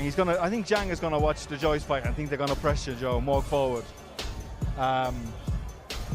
That's what we're prepared for anyway. And if it goes the other way, if he stands back, even better for us. But I expect him to come bring pressure. And that's what we're trained for. So Joe's gonna have to box smart, pick his moments, not be predictable with his punches, because Zhang sits in the pocket and waits with his hands high, and as soon as you punch, he'll punch with you at the same time. Very dangerous fighter, Zhang. So Joe's got to be very clever. Pick his point, pick his shots, pick his spots, and move. Be alert at all times. We were talking about how important Joseph's feet are going to be in this fight, because again, he needs to get in and mount the attacks. He can't hold his feet against Zhang. Yeah, but you can't also run. You can't run with this guy either. He's going to give him too much momentum. You have to earn his respect and make him fear coming in. You know, you got to kind of get that respect from him. So, yeah, it's moving around, forcing Zhang to move around the tag. Yeah, side steps, not straight lines. It's all these things are good in theory and practicality. When you get in there, it's a fight, and at some point they're going to have to let their hands go, and we'll see how they react. But what we saw against Joseph Parker, he's willing to be brave to do those tactics, like he did with Deontay Wilder. So he was brave enough. Those tactics were fantastic. Yeah. You have to be brave to do it, didn't you? Yes, you have to be. Yeah, and you have to believe in it. Yeah. And it's not like I got all this credit about a great game plan, and it was a great game plan, but it was it was collaborative. You know, he had to believe in it. He had to agree to do it, and I set it out, and he gave some input as well about doing things a certain way. And and then I think he had. If he didn't believe in what I told him to do, it wouldn't work. So he's a big part of the plan as much as I am. When did it click with you and Joseph? Was there like a fight or a round in a fight where you thought, there? No, I think the activity's been very good for him. If you look at our career together, our time together, he had first fight with Chisora wasn't no time together, but in the second fight with Joe was really good performance, and that was more time together. Then we had a long layoff and he ran into Joyce, which was totally bad timing. For Joseph's development at that stage, it was just the wrong fight for me. I think he can still beat Joyce, but just the timing at that stage, Joyce was just the wrong style for him. But since then, we've doubled down, activity. Listen, bringing in George Lockhart, who's the strength and conditioning coach and nutritionist, does all the cooking for Joseph, is a big part as well, because now he's fit enough to do the actual training. We had to keep the concentration levels high enough for all of the training. Not where he's looking to take breaks and hold and rest. I just want to watch this now. No, fully understand. Let's all watch it. Let's all watch Zhili Zhang there hit the pads. As I said, you can't see, like, there's no mistakes there. The feint, I guess, as well, try and draw out that lead, but he's very, like you said there, with that amateur pedigree, he doesn't make very many mistakes, does he, Andy? No, he doesn't make many mistakes. I'll tell you what he does really well, he can react. You know, if you throw, he can block and counter really quick. That short right hook, lead right hook he got, when you come forward, you throw a shot, he just doesn't panic, and he throws it really fast, doesn't he? Do you expect this from Zhang? On the front foot? Do you think he'll be as aggressive as this on the front foot? Yeah, he'll be as aggressive as he's allowed to be, really. Yeah. He's got to be, got to be made to respect the distance. He's going to come forward, but he's going to be walking into shots if he's going to walk in just like that. Feints are going to be key. Making feint and make him react. Does this make you nervous when you watch your fight? No, it makes me more uncomfortable, actually, because when you see them up close, you realise they're just human. They're just like everybody else. They're just fighters. When you're going to sleep at night thinking about it, you build them up to be something that they're not. But he's as good as anybody in the heavyweight division, Zhang. He gives everyone a hard fight on his night. You look at the target, his engine, because that's not the top of his list, is it? 40 years old, a lot of miles on the clock. You'd hope he'd tire. For us, he'd go tire going down the stretch. But we can't depend on that either. No. And his engine's been better, even though we've had 2 stoppages against Joyce. He looked busier in those fights, I thought, than he did in previous. Yeah, he's just giving me the eyes there, looking up at me, so he knows I'm watching. You probably feel it burning into the back They've of had his to look over about 4 or 5 times, like, okay, let's see what's going on. No, good fighter, good southpaw. Obviously, I love southpaws being one myself, but I think we've said all week, we said yesterday that we generally believe this is a fight between 2 top 5 heavyweights. But if you're doing your rankings now, Joseph Parker has to be a top 5 with the Wilder win, and Zhang has to be a top 5 with those wins against Joe Joyce. Yeah, it's just it's an interim title on the line, so it's a significant fight. Yeah. But any other time, era, it's going to be a world title fight itself. Yeah. And top of the bill itself, Was you always confident in Parker after the Joyce and the Massey fight that he could come back to some sort of form? I've known Joe, I think Joe still hasn't reached his peak there, and it's like, he has all the coordination and ability of a middleweight. He can do it all. Just the conditioning and the belief. I think it's, and I think he probably admitted himself he fell out of love with the training, from overtraining or not training enough, and not living life outside the gym. I think, he's seen the benefits of all this the way he's rededicated himself. And I think he wants it even more now, yeah. And there you go, former WBA featherweight champion Lee Wood in the building. I say former, obviously, he's relinquished the belt. Raymond Ford has his former title. It's got to be one of the most impressive haircuts in world boxing. It's a great haircut, isn't it? Hopefully, he'll be out very, very soon. A lot of rumours about him versus Josh Warrington. Won't be at the City Ground, but surely go to the AO Arena, neutral venue, and do that one. Yeah, sure. But again, the aggression. You can see it on the front foot. I think you're right, Andy. I do think he will try, if he can be the bully, if he can be aggressive on the front foot, he will try to. I think every counter puncher It would suits like to everybody. If you can go forward, it's half the work of going backwards, isn't it? Yeah. Everyone fights better going forward. And yeah, let him walk in. Just quickly on the flip side, fighting a southpaw.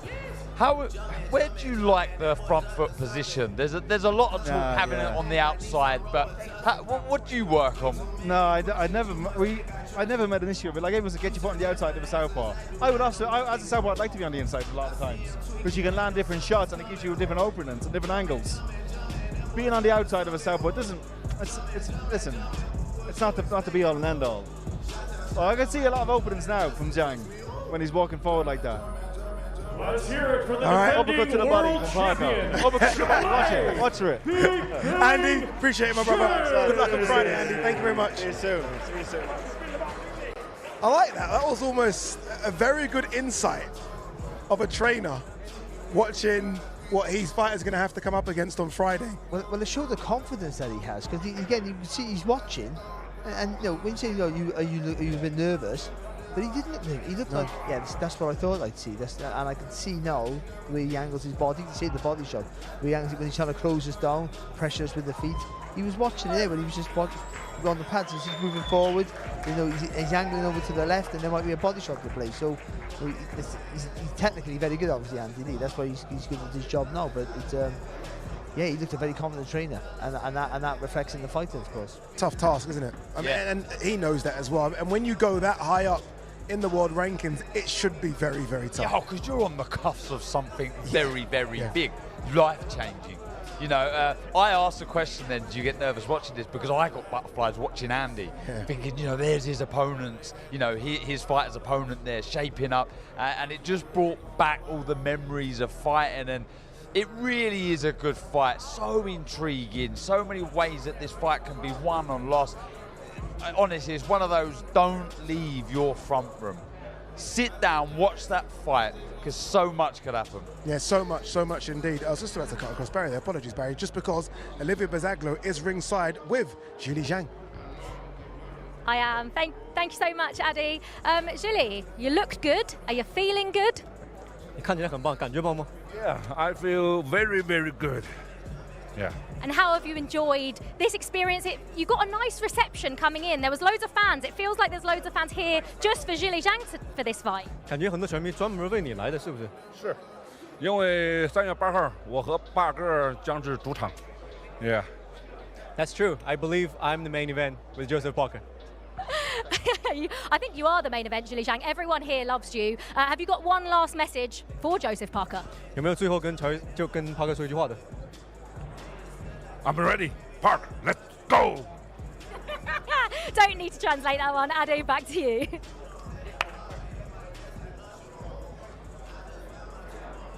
I'm so happy this man's here because he doesn't really do a lot on camera. That man, Mr. Sean George, obviously trainer for Julie Zhang. It was fascinating for me when Zhang was fighting Hrgovic and I saw you ringside and you was doing it in English, you was doing it in Chinese, you was doing a bit of everything. How long have you been working with Julie? Over 14 years. I've been working with him for over 14 years in China, in the US, as an amateur.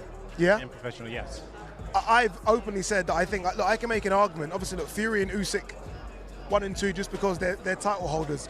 But I think you can make a very good argument to say Julie Zhang could be the 3rd best heavyweight in the world right now. That's what we want to prove. We want to show everybody who Julie is and what he can do against the best fighters in the world. That's why we're taking a guy like Joseph Parker, former WBO heavyweight champion of the world. We took that fight with ease because I'm confident in Julia's abilities to win. Let's talk tactics here. I know you're not going to give too much away, but we're seeing Zhang working out there, quite aggressive on the front foot, looking to come forward. Are we going to see that Friday night? You're going to see a little bit of everything. Yeah. Julie is one of those fighters that he could actually do everything. He's one of those fighters that can make adjustments. That's a lot of things that you guys are not paying attention to is that he can make adjustments according to. There's a little bit different Julie every time you see him. And it went from Hrgovic to the first Joe Joyce fight to the second to now you're going to see a whole nother strategy coming in. It's a different fighter.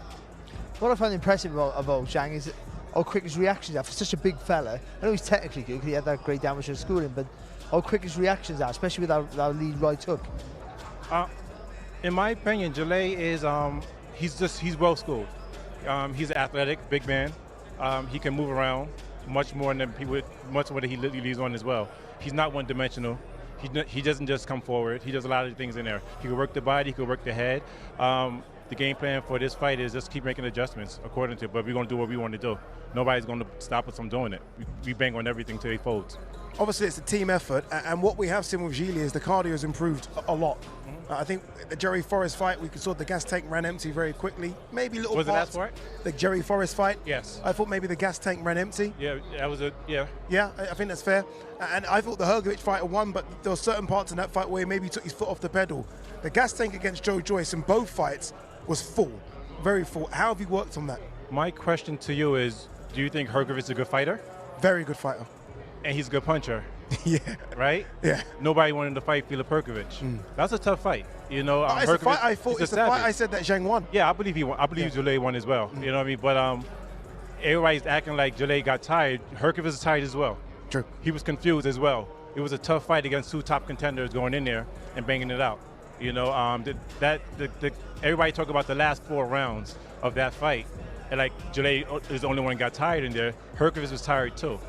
Hrgovic did not sweep the last 4 rounds of that fight. It went 9 to Jalay, 10 to Hrgovic, 11 to Jalay, 12 to Hrgovic. They both were tired. So it's a narrative that's going around there where it should, yeah, there's a narrative. Here's the fight, Sean. And I think this is what kind of threw Zhang to the wider boxing public. Right. Obviously, a lot of the hardcore boxing fans know the combination punching for Gilles is incredible. Yeah, Riddick Bowe. No, seriously, he's a big man. He's a Riddick Bowe southpaw version of Riddick Big Daddy Bowe. I have to mention the age. He's no spring chicken now, Zhang. Is it important that he does a good job against Parker? And how quickly would you like to see him fight for a world title because of that age? Or do you still feel there's time for him? You know, is there still miles on the clock? Jalay is not slowing down. No. He's getting better. I know everybody looking at that, and in every single fight, since Jalay was 35 years old, they've been saying the same exact thing. But when you look around, you have Francis Ngannou, I think he's 37 right now. Yeah. Tyson Fury, they're not talking about those guys getting old. Yes, he's older. But also Tom Brady was older. LeBron James is older. But he's just thinking differently nowadays. He's doing different things in the ring. Yeah, for UK fight fans, Cristiano Ronaldo. Tom Brady and LeBron James, obviously the American audience would know who those are. Cristiano Ronaldo for us, again, another 39-year-old athlete that's still doing it in his prime. I want to quickly, if we can, get your thoughts on the main event. Yeah. France and Ngannou, Anthony Joshua. How do you think that plays out? Joshua gets stops. That's my opinion. Serious? Yeah, I'm the one to say it. Anthony Joshua gets stops in this fight. Wow. And on that note, Sean, you can get out. Get out of here. That's just my opinion. Joshua is the better boxer. He should win this fight. I understand why everybody's picking Joshua in the boxing world, and he's doing it for the sport of boxing. But when I look at Francis Ngannou, I think people not really looking at the fact that he's actually been in the boxing gym for 4 or 5 years with Dewey Cooper. Yeah. Training twice a week, 3 times a week. He's been in the gym sparring with other boxers, and then you got to take into consideration that the rhythm is different than when most boxers. Like I see it in the gym all the time when MMA fighters go against boxers. The rhythm is different. They fight at a different pace. I'm not sure if Anthony Joshua can make that adjustment. Interesting observations there from Sean George, obviously trainer of Gilles Zhang. On Friday, 3 of the top 5 heavyweights will show us what they can do. May 18th, the 2 best will go toe-to-toe. Tyson Fury versus Alexander Usyk. Live on DAZN Worldwide, May 18th. The fight of the century. Tyson Fury versus Alexander Usyk for the undisputed heavyweight championship of the world. Tyson Fury looks to reign as king of the division. But Alexander Usyk is undefeated and coming for the crown. For the first time in over 20 years, all the belts are on the line. Ring of Fire, live on DAZN Worldwide, May 18th. That's going to be special, isn't it? Very, very special, as will Friday night. Anthony Joshua versus Francis Ngannou. The two big men, it's ready to get in the ring. Thomas Triber's in the ring already. Francis Ngannou first. Let's throw it downstairs to Thomas Triber. Ladies and gentlemen, our main event this Friday night is scheduled for 10 rounds, and it is an international heavyweight contest. Brought to you by Eddie Hearn for Matchroom Boxing and Frank Warren on behalf of Queensberry Promotions in conjunction with Riyadh Season, National Events Center, the General Entertainment Authority, GIA, Gold Star Promotions, Gimmick, and Sella. We would again like to give a big thank you to His Royal Highness King Salman bin Abdul Aziz, His Royal Highness the Crown Prince Mohammed bin Salman, and His Excellency Chairman of the General Entertainment Authority, GIA, Turkey Al-Sheikh.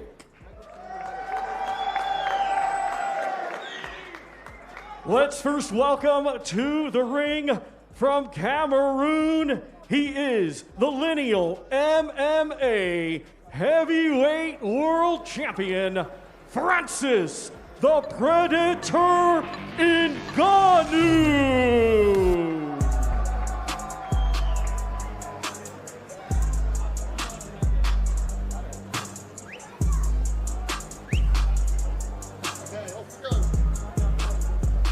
Here we go. Here is the Predator, Francis Ngannou, ready to shock the world. I guess he shocked the world already with that fight against Tyson Fury, but he's ready to try and do it again. And I mean, we heard there from Jili Zhang's trainer, he's predicting a Francis Ngannou KO, Barry. Yeah, but he did also say, you know, everything points to Joshua winning. Paraphrasing what he said, of course, but there's common sense to say Joshua should win. But he has that feeling, and I understand the rhythm's different, but I also think that the rhythm's different, but this is a boxing ring, so it's Ngannou who has to adapt his rhythm to the 3-minute schedule. I would have thought it would be more difficult for him. But he's still, we've seen him, he doesn't have to watch him against Fury, but he's still relatively an unknown quantity. And in this division, where everyone, if you've got power, you can always get yourself out of trouble. So that's always a worry there for obviously for Anthony Joshua, but listen, and also he might just be a special athlete. You know, he might just be one of those guys. No, we know that he is that already. No, but I mean a once in a lifetime. That can just do anything, not just great at what he did. He's obviously a great UFC guy, MMA guy, sorry, of course, but he might just be one of those once in a lifetime enigmas. Solid. Oh no, he's built solid. Like a brick house. Solid. And do you know what worries me about this is the narrative of Ngannou. Ben Davison and Lee Wiley making sure they're watching this one closely as well. These two will study absolutely everything. Yeah, they will. Even about this little 6 or 7 minutes we're going to get. Yeah, they will. Meticulous. They study their opponents, and that's why this is a little difficult, because there's only the one fight to go against. But yeah, going back to his story, the narrative behind Ngannou, sometimes, you know, they're almost unbelievable, but his is real, his is true. And you know, as far as the story's concerned, could you imagine it end, well, sort of a film ending with him beating Anthony Joshua? Yeah. You kind of could, with what's already gone on in his life.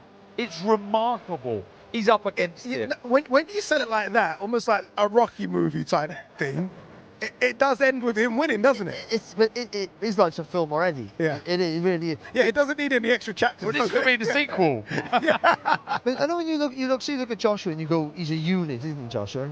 Joshua's a proper unit. But his legs might be a little bit slimmer or something like that, or something, you know what I mean? Or his ankles are not so thick. Or you can find something that's not 100% pristine. I find it hard with him, but there's something there. This guy, where? Look at this. Yeah. His legs are like tree trunks. Thank God fights are not won with muscles and size. Well, but boxing brain and intelligence. And I guess when it comes down to boxing brain, I mean, again, we saw the brains trust there, Ben Davison, Lee Wiley. AJ's got it in the past as well. He's been with some fantastic trainers in the past.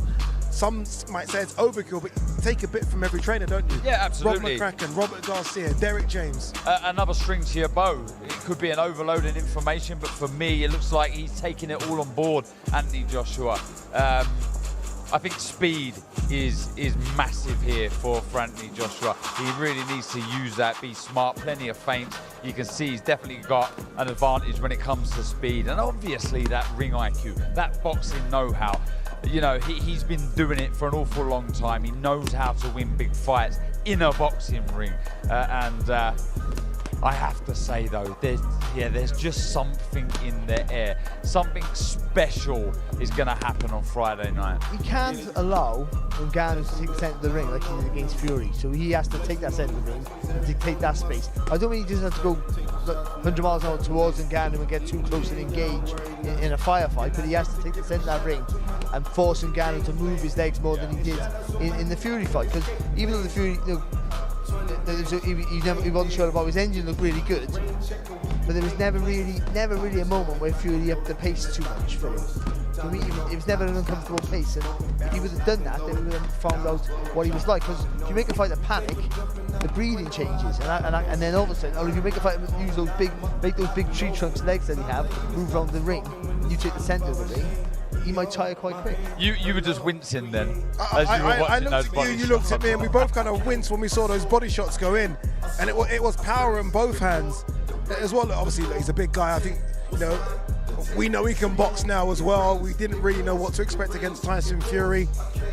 They're confident. They're confident. Dewey Cooper, his trainer there, in the ring, is super confident. Francis is overconfident.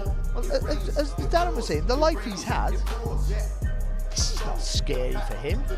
The things he's gone through his whole life, this is just sport, isn't it? This is probably just fun.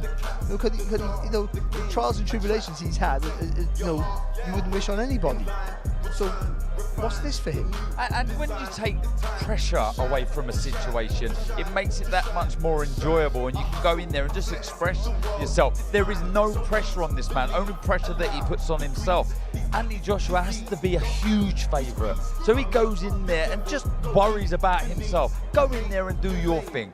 Show everyone how good you are. Go out there and shock the world. You haven't got to worry about what anybody else thinks. Everyone believes that Anthony Joshua is going to win this fight. He has other plans, though. This is the thing, though, Darren. I don't know if everyone does believe that Anthony Joshua is going to win the fight. Yeah, I think you're right, Darren. People should think that. They should. Yeah, they should. But when you ask a lot of people now, it's more like a lot of people say to me, AJ should. Right. I'll ask you. Are they getting brought in by the story? Are they romantic? No, I think they're getting brought in by the fact that he put Tyson Fury on his backside. Yeah, but look, me and Barry, we've spoken about this before, and though he's very hard to train for, Tyson Fury, he also offered a lot of, he presented a lot of openings that night. And we said this yesterday, if you was to get somebody who didn't really know much about boxing and didn't know Tyson Fury and Francis Ngannou, and you said, who is the novice here? There were certain things that Tyson Fury was doing which made him look like the novice, and that presented a lot of openings for this man to capitalise on. Anthony Joshua is not going to do that. He's going to stick to a disciplined game plan, and he won't offer the same sort of openings that Fury did. Yeah, by the way, the crowd is really, really good, isn't it? I mean, it's open to the public. And look, what we're trying to do, and this is why we put these events on, is that the locals in Saudi Arabia can, start to get behind boxing as they do football, as they do F1, as they do tennis. And I think this is really good to see a crowd. By the way, did you see if he could lose to Southern Area level guy? That's kind of where we are with him. We don't know. Like, could he beat Johnny Fisher? Well, that's could he beat Fabio Wardley? You just don't know, do you? When you see he's number 10 in the ring. It's true, though. That's when you see he's number 10 in the WBC rankings. You think, well, how can you rank him? Because he's had one fight and he's lost, and you still can't really gauge. You have to have a accumulation of fights. You have to have a body of work, don't you, before you can really rank somebody. Unless they get a win, of course, against the best fighter on the heavyweight on the planet, supposedly, Tyson Fury. So it's hard to judge where he is, and that is the truth. I mean, he might be one of the best in the world. We don't know. But I think this fight now, if he can do it, if he can get a win or even if he can, lose in a close fight again, then we have to say, that he is a genuine 100% world-class fighter, even though he might end up with 2 losses. Do you think he stays in the sport if he loses? Yes. Do you think he stays, as opposed to go to MMA and have those big fights? Because the money's here. Yeah. It is, and in this division, and there's and that weight, of course, there's always the money there, and he's a commodity. He's a sellable product. He really is. So even in defeat, and also because he has the power and the size, he's always capable of pulling off an upset. I'm just looking over my shoulder because I do think that we are going to get an interview from Francis Ngannou. He's just getting his gloves off. Olivia Bazaglo's standing by to speak to the big man. Hopefully he sits down and not standing up, because she's going to need a ladder. She'll need a ladder. I feel the pain. I feel your pain. I feel your pain. No, we all feel your pain, Olivia. We're all in the same position, trust me. Anthony Joshua is standing by as well, so he's going to be in the ring in a few moments. But hopefully, okay, are we going to go to? No, I think we are going to go to Olivia, aren't we? I think we're going to go to Olivia first. Let's go to Olivia, who's with Francis Ngannou. Go to there. I sit on here. So well. Thank you so much, Addy. Yeah, I can't not laugh at the joke you made, but this guy makes everyone look small, even if I am very small. Francis. I'm on the step. Yeah, I know. Imagine if you were stood up, you'd be massive. How did you feel? You always look really happy. It looks like you're taking it all in, but you're not to be underestimated, are you? No, I don't think so. If somebody think I'm underestimated, I should be underestimated, then he's wrong. Now I see you leant over here when the fans all had their phones out. What were you saying? That we are enjoying, we are having fun. And are you going to stay around to watch Anthony Joshua, or have you watched enough of him in the build-up to this fight? I don't know where he's right now. I'm following the command right here. They're telling me where to go and what to do. I think he's going to be in here in not too much time. So would you stay around? Is that something you'd want to do? Watch him do his open workout? I have something else to do. You're busy. Which is you. Yeah, back to you, Andy. He didn't mean it like that. Obviously, he didn't mean it like that. Calm down, everyone. Anthony Joshua, though, is ready to get in the ring right now. Thomas Triber is ready, so let's go to our MC. And now let's welcome to the ring, coming to us from Watford, England.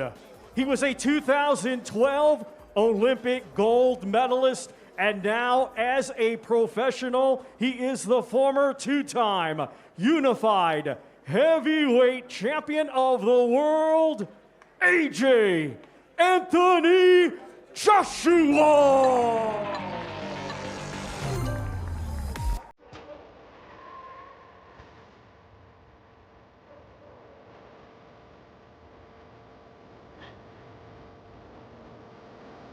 I really, really, really want to know what's in his music. What's he listening to? That little AirPod. I want to know. I'm desperate to know. Here comes the former 2-time unified heavyweight champion, world Olympic gold medalist, world championship silver medalist as well, and now chasing potentially the winner of Tyson Fury versus Alexander Usyk. Here is Darren Barker, Mr. AJ Anthony Joshua. Yeah.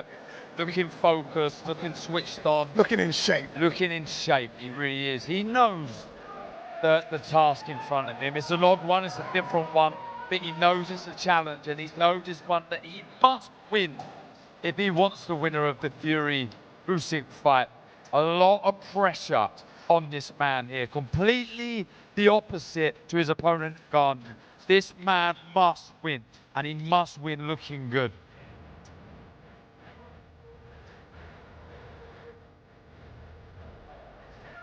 We have a man that's going to be very eagle-eyed watching AJ do his thing. That man is Mr. Dewey Cooper. Great to see you, brother. Grab a mic, Dewey. Dewey, how are you?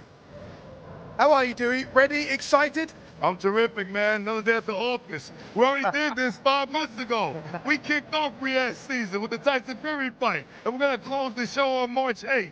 Dude, where does this confidence come from, dude? You had all this confidence in the build-up to the Fury fight, and we thought you guys were bluffing us. Yeah. Now, obviously, we realize you're not bluffing us. Yes, sir. This is a different kind of prospect, though, isn't it, AJ? I mean, that's cute. They got They got synchronized movements like a swim team. This is fight.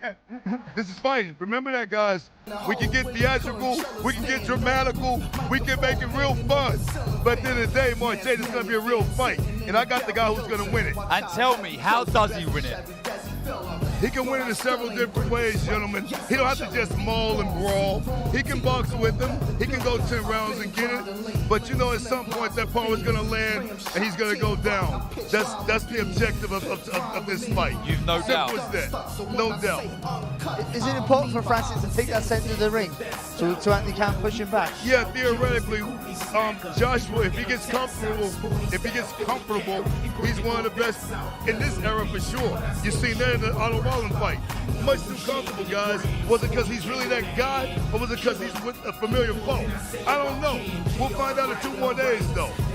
Just to confirm, those young kids in the ring with Anthony Joshua are from the Al Shabab Boxing Club. And again, we've spoken about the importance of seeing guys and girls come through Saudi Arabia and start boxing. And I think it's very, very important.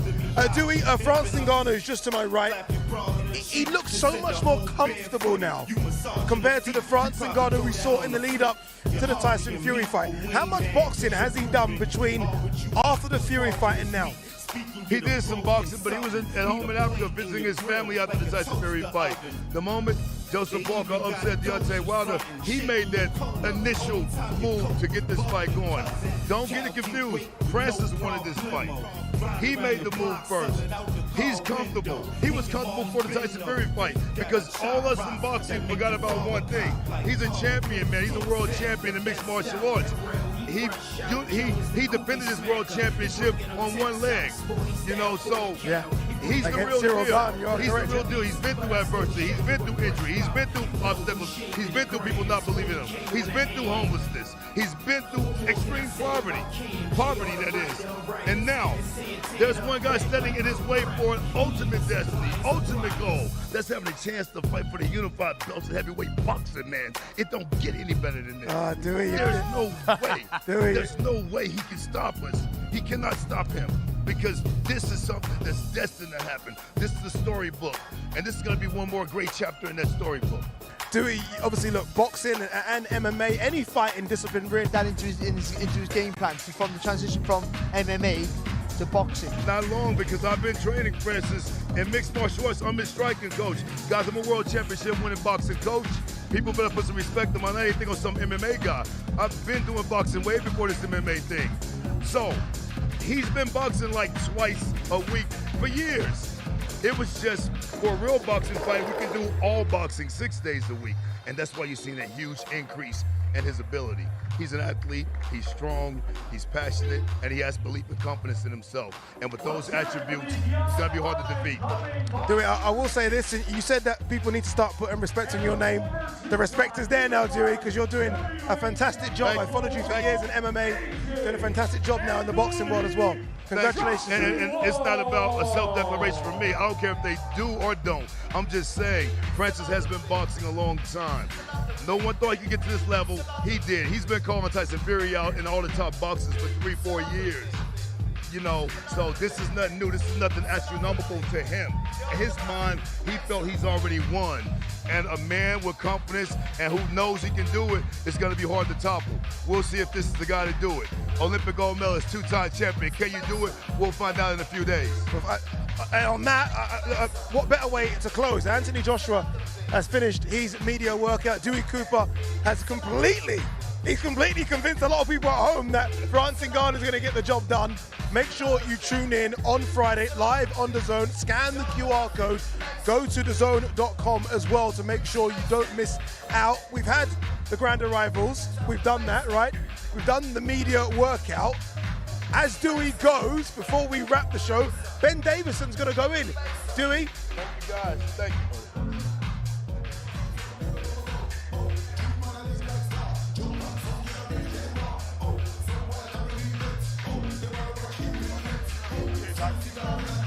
What a great talker. Oh, he's fantastic. Brilliant, brilliant personality. Yeah, me believe him. Honestly, you know that bit where he said he's convinced people at home. He nearly convinced me. Anyway, Olympic Bazaglo is with former unified heavyweight champion Anthony Joshua. I can see her staring at me. I'm coming to you right now, Olivia. Let's go. I'm ready, I'm ready. AJ, we've seen you do something different at open workouts before, and you've done it again this time around. It's a great chance for me to let other people use the platform that I've created to express themselves, their talent. So I know how much people of Saudi are embracing boxing, health in general. Not everyone wants to be a world champion, but health. I just think that I gave them a chance to kind of get on TV, and you know how it is in these days. Hopefully, like their parents will see it and all that type of stuff, so it'll boost their morale. Absolutely. And what about the fans here as well that don't get to see you up close and personal? For all these fans here inside this place tonight. I'm here to fight. I'm here to fight. I wasn't acknowledging that. With all due respect, I'm just here to fight. And is it about just getting to Friday now? Getting through my whole fight career, man. This is my life, everything. Friday, Saturday, Sunday, Monday, Tuesday, fight, fight, fight. And just one final message to your opponent, Francis Ngannou, if you have one. Nothing whatsoever. Talk is cheap. Perfect. Thanks so much, AJ. AJ, appreciate it, mate. Have a good man. I can tell you now, having been around Anthony Joshua for many years, he's in fight mode. He's in fight mode and he's ready to go. When the answers are short and sweet like that, it's a good thing we got Ben Davidson here to kind of fill in the gaps for us. Ben, firstly, congratulations what you've done, not just with Anthony Joshua, I saw Lee Wood there as well ringside. I think a lot of people, what Devin Haney said about you the other day, a lot of people are really starting to see what you're doing for these boxers behind the scenes and in front of the cameras as well. He's your main man. Big task for him on Friday. Yeah, look, we're here now. You know, it's great to hear praise and that's fantastic, but he's an Olympic gold medalist. He was a two-time unified heavyweight champion of the world before he even stepped through the doors of my gym. He's got all the tools in the world. All we've done is just help him understand the tools and sharpen them up. How do you use those tools on Friday night? I know you're not going to go into too much detail, but you've got a mountain in front of you on Friday night. He's a beast physically, he punches really hard. Those tools you talk about, how does he use those on Friday? Yeah, I just think that, you know, AJ's a lot more versatile than Ngannou, you know, just being honest. He's obviously an absolute physical specimen. His physicality brings a challenge by itself. But AJ's also a physical specimen, and that brings a challenge for Ngannou himself. Is it not to overcomplicate things in this? You have to take into consideration the way Ngannou's going to approach the fight. My belief, yeah, all this about his conditioning's better than ever. We now know he can do the 10 rounds. I don't buy that for 1 second. Totally different doing the rounds against AJ and the way he's going to approach the fight than doing the rounds against Tyson the way he approached the fight. I don't believe, especially if he tries to come out and set a pace himself, I don't believe he'll last the rounds. Ben, there was a clear lack with AJ before he got with you. There was a clear lack in his confidence in mounting an attack. It was clear to see. The jab. How did you turn that round? We just all we've done really is just help him understand. Obviously, we're big on film study. What's the likely reaction of the opponent in this situation? When you do this, how does the opponent most likely respond? How else might he respond? See, we go through, you know, certain scenarios, but a lot of our work is based on scenarios. So I think now with him having an understanding of likely this scenario will come off of this, and we work on how to deal with that, I think that's gave him, the word we're using at the moment is clarity. I asked AJ this question yesterday. I'm going to ask you now, Ben. How do you prepare for a fighter that you've only seen for 10 rounds? Because I know, as you say, you and Lee like to really study fighters. There's not much to study with Francis unless you're looking at some of the MMA stuff. Yeah, we've had a look at some of the MMA stuff. I don't think it's massively different. Okay. He's not a reckless guy, but if he is reckless, you know, all this about power, yes, of course, he punches really hard. So does AJ. Yeah. And AJ's sharper. So if he does want to come in and be a little bit more gung-ho, I believe that, you know, that fight could end quickly as well. So, are you predicting a knockout? Are you thinking you're going to get a knockout? We won't go in there looking for it, forcing it. I'm convinced that he won't be able to do the rounds with the way that AJ is going to approach the fight. Again, not because he's not able to physically do the rounds, just the approach that AJ is going to take, and the lack of experience that Ngannou's had. And I think the false confidence he's got from doing the 10 rounds in the manner that he done them, I do see him struggling to do the 10 rounds the way AJ's going to approach the fight. Is that your plan? No, don't tell me your plan. Is that your plan to take the centre of the ring, force him to move, a big guy like that to move more than he did? Again, you have to have a look at how the fight starts. You know, you have to take a look in how he's going to approach it. Like you say, that's the only thing with only having one fight. That was his approach in that fight. He may make adjustments there, so we do have to have a look at that. But again, I think Ngannou, yes, he's done some rounds with Tyson Fury, but he's never done some rounds with Anthony Joshua, so he needs to have a look as well, because, you know, I'm confident he's going to get a shock himself. Are you happy with where AJ is mentally the last few days? Yeah, I just think all this about the mentality, you know. I think people look far too much into that. I think it's a false narrative, in my opinion. You know, he lost against Andy Ruiz, immediate rematch. Lost against Usyk, immediate rematch. That tells you a lot about someone's mentality. Ben, we're not going to keep you any longer. Appreciate you for giving us some minutes. Ben Davison, obviously trainer of Anthony Joshua. Look, it's been a good one, haven't it? We've had so much today. We've seen all the fighters hit pads. Some didn't do much, some did quite a lot. But we are 2 days down and 2 more to go. 2 more to go. So we're going to have the press conference tomorrow, weigh-ins on Thursday, showtime on Friday. Make sure you scan that QR code. You don't want to miss the action on Friday. Such a fantastic card, and it's headlined by the big boys. Anthony Joshua versus Francis Ngannou. Knockout chaos is getting really heated here in Riyadh. We'll see you tomorrow at 4 p.m. for the presser.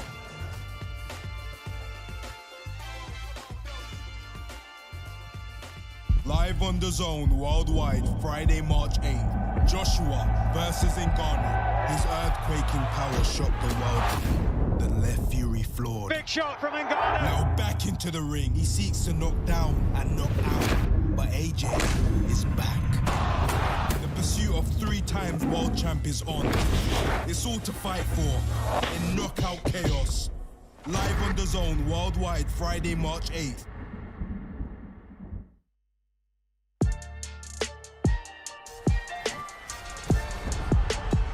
Boxing on DAZN, sponsored by William Hill.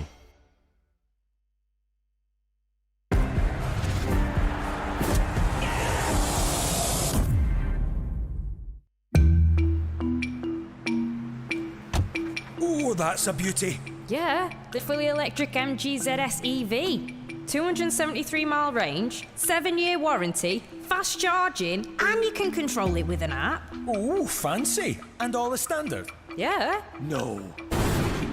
Parked next to you, though, I see. Oh, put your face straight. The MG ZS EV, the family-sized electric SUV, available with 0% finance. Now you're talking. Y'all ready for something new? Just eat. Oh, you thought it was just burgers and fries. They got more flavors than you tasted or you heard in your life. Yummy. It ain't only restaurants anymore. We can go bananas at the grocery store. I'm a bad girl, but my takeout better. What you need, dude? I could cop a taco platter. And my sushi train is on loop. When you're this slick, what you gon' do? Did somebody say just eat? Boxing on DAZN, sponsored by William Hill.